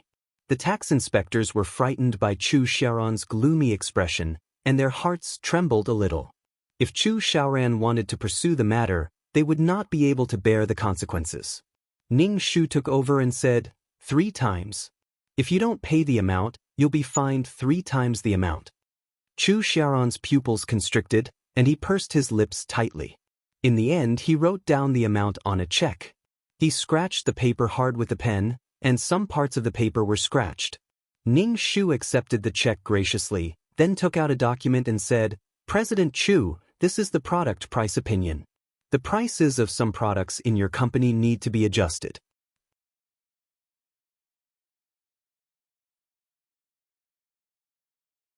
Chapter 5:19. Chu Xiaoran's company had monopolized many industries, and the prices of the monopolized products were basically set by Chu Xiaoran. The products of Chu Xiaoran's company were more expensive, so the higher-ups had to adjust the prices. "Xiao Chu, I hope that the next time I come, your prices will have been adjusted." Ning Shu ignored Chu Xiaoran's sullen expression and said, "Xiao Chu, please adjust the prices according to the opinions." Chu Xiaoran calmly took the opinions and glanced at them before throwing them aside casually. He didn't seem to care about the opinions at all. Ning Shu smiled faintly and didn't say anything. Chu Xiaoran was free to do whatever he wanted. Chu Xiaoran's tax evasion was widely reported by the media. Other than Chu Xiaoran's company, there were other small companies, but they were all unknown and no one cared about them at all. More people cared about Chu Xiaoran's company. After all, it was such a large listed company. Besides, the report also requested Chu Xiaoran to adjust the prices of his products, especially the daily necessities. Chu Xiaoran tried to stop the news from being broadcasted, but it didn't seem to work. The media dragged on for a few days before finally stopping. Chu Xiaoran looked at the news on the LCD screen on the wall with a gloomy expression. He directly smashed the TV with the remote control, causing cracks to appear on the screen. Xia Xiaoman, who was at the side, was shocked and asked, "Chu Xiaoran, what's wrong with you?" Chu Xiaoran turned his head and looked at Xia Xiaoman. The malice and hostility in his eyes had yet to dissipate. When he looked at Xia Xiaoman, he seemed unusually evil and bewitching. Xia Xiaoman was frightened by his gaze. "It's all because of your old lover. He thinks that he has a backer and wants to compete with me." Chu Xiaoran's eyebrows were full of contempt. "He's taking revenge on me." Xia Xiaoman bit her lip. How should I explain this matter? She saw Chu Xiaoran's eyes darting up and down as he smiled sarcastically. Xia Xiaoman felt very tired. She felt that Chu Xiaoran was blaming her, but she was innocent. Chu Xiaoran had taken a photo of her when she was unaware of anything. Chu Xiaoran used the photo to threaten her. Because of this, she left brother Wenlang, who treated her well, and endured it for various reasons. Chu Xiaoran blamed her, Brother Wenlang blamed her, and her parents said that she was an embarrassment. She had lost her virginity and had no dignity to stay by Chu Xiaoran's side. Xia Xiaoman turned around weakly and went upstairs. Chu Xiaoran stood up and walked over to Xia Xiaoman. He looked down at her and said in a sharp and cruel tone, "Why? Do you want to return to your ex-boyfriend's side now that he has made a comeback?" Xia Xiaoman's expression became even more pained. Her voice trembled as she said, "You clearly know that this is impossible. Why are you still saying such things?" Chu Xiaoran, can you stop hurting me? Chu Xiaoran pursed his lips and hugged Xia Xiaoman. He moved closer to Xia Xiaoman's ear and said sinisterly, "If I find out that you and Su Wenlang are still together, I'll kill Su Wenlang. Su Wenlang died because of you." Xia Xiaoman shivered and looked up at Chu Xiaoran in a daze. She said, "Chu Xiaoran, why are you always so despicable? Since when did I want to stay together with Brother Wenlang?" "Brother Wenlang? You're calling him so intimately," Chu Xiaoran said coldly and bent down to pick Xia Xiaoman up. Xia Xiaoman was so shocked that she hit Chu Xiaoran in a panic. "Chu Xiaoran, you beast. I didn't satisfy you, so I made you think about other men. I let you know who your man is, the man who owns you," Chu Xiaoran said coldly. Xia Xiaoman's face was so red that it was unbearable to look at. Chu Xiaoran looked at the shy Xia Xiaoman and a trace of tenderness flashed across his eyes. Ning Shu had been paying attention to Chu Xiaoran's movements. However, Chu Xiaoran did not take any action since the last time he gave the price adjustment opinion. He also did not see Chu Xiaoran issuing any instructions to adjust the price of his products. Ning Shu was a little stunned for a moment. Does Chu Xiaoran really not care, or does he have a backup plan? Ning Shu gave Chu Xiaoran a call and asked him to hurry up and adjust the price. Chu Xiaoran directly blacklisted Ning Shu, and Ning Shu could not get through to him at all. Ning Shu was not angry at all about this. He just wanted to see who could outcompete the other. Ning Shu was not in a hurry since Chu Xiaoran did not take any action. Anyway, the pressure was concentrated on Chu Xiaoran. No matter what Chu Xiaoran did, his arrogance would be affected. If the price was lowered, it would definitely harm Chu Xiaoran's interests. If he did not do so, it would be a provocation to the authorities of T-City. Chu Xiaoran was now a fat pig, and it seemed that he was going to climb over the pigsty soon. What else could he do other than slaughter him? Not long after, Chu Xiaoran held a press conference. During the press conference, Chu Xiaoran directly said that some products would no longer be produced because the cost was too high. However, the price had to be adjusted, and the price was too low after the adjustment. Hence, they could only stop production. Chu Xiaoran's release of the bomb caused panic among the people because Chu Xiaoran had monopolized many industries. If the production was stopped, some necessities would be gone. It caused a frenzy among the people, and the entire economy of T-City was in turmoil. As the number of products decreased, the atmosphere became increasingly tense, and there were even many violent incidents. Ning Shu looked at the chaotic T-City and really admired Chu Xiaoran. Chu Xiaoran's behavior was a provocation to the authorities. "If you want to adjust the price of my products, I'll make T-City chaotic." What gave Chu Xiaoran the confidence to provoke them and go against the authorities? Chu Xiaoran was courting death. T-City was in chaos for several days, and the authorities did not let Chu Xiaoran take action. Instead, they bought products from other channels to make up for the lack of products. With the influx of these products, Chu Xiaoran would no longer be able to monopolize certain products. Previously, with Chu Xiaoran around, it was difficult for products from other places to enter T-City. Basically, the shops in T-City were all products from Chu Xiaoran's company, and it was almost mandatory. Chu Xiaoran wanted to stir up chaos in T-City's economy, but in the end, the authorities brought in products from other places. It was a matter of who could outplay the other. The authorities stabilized the people's emotions, but Chu Xiaoran was not in a good mood. Now, the market in T-City was filled with similar products that were cheaper than his. Chu Xiaoran was very confident that once he took action, it would cause economic turmoil. However, the current situation made Chu Xiaoran feel awkward. Most importantly, his position as the hegemon of T-City's business was being threatened, And he no longer had the advantage of monopolizing certain products. A monopoly would lead to huge profits. Chu Xiaoran felt that he had fallen into a trap. This was a conspiracy against him, and no matter what he did, he would be weakened. Su Wenlang. This man is really gutsy.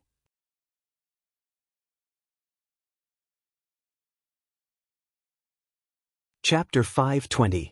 The reason why Chu Xiaoran did this was because he couldn't take it anymore.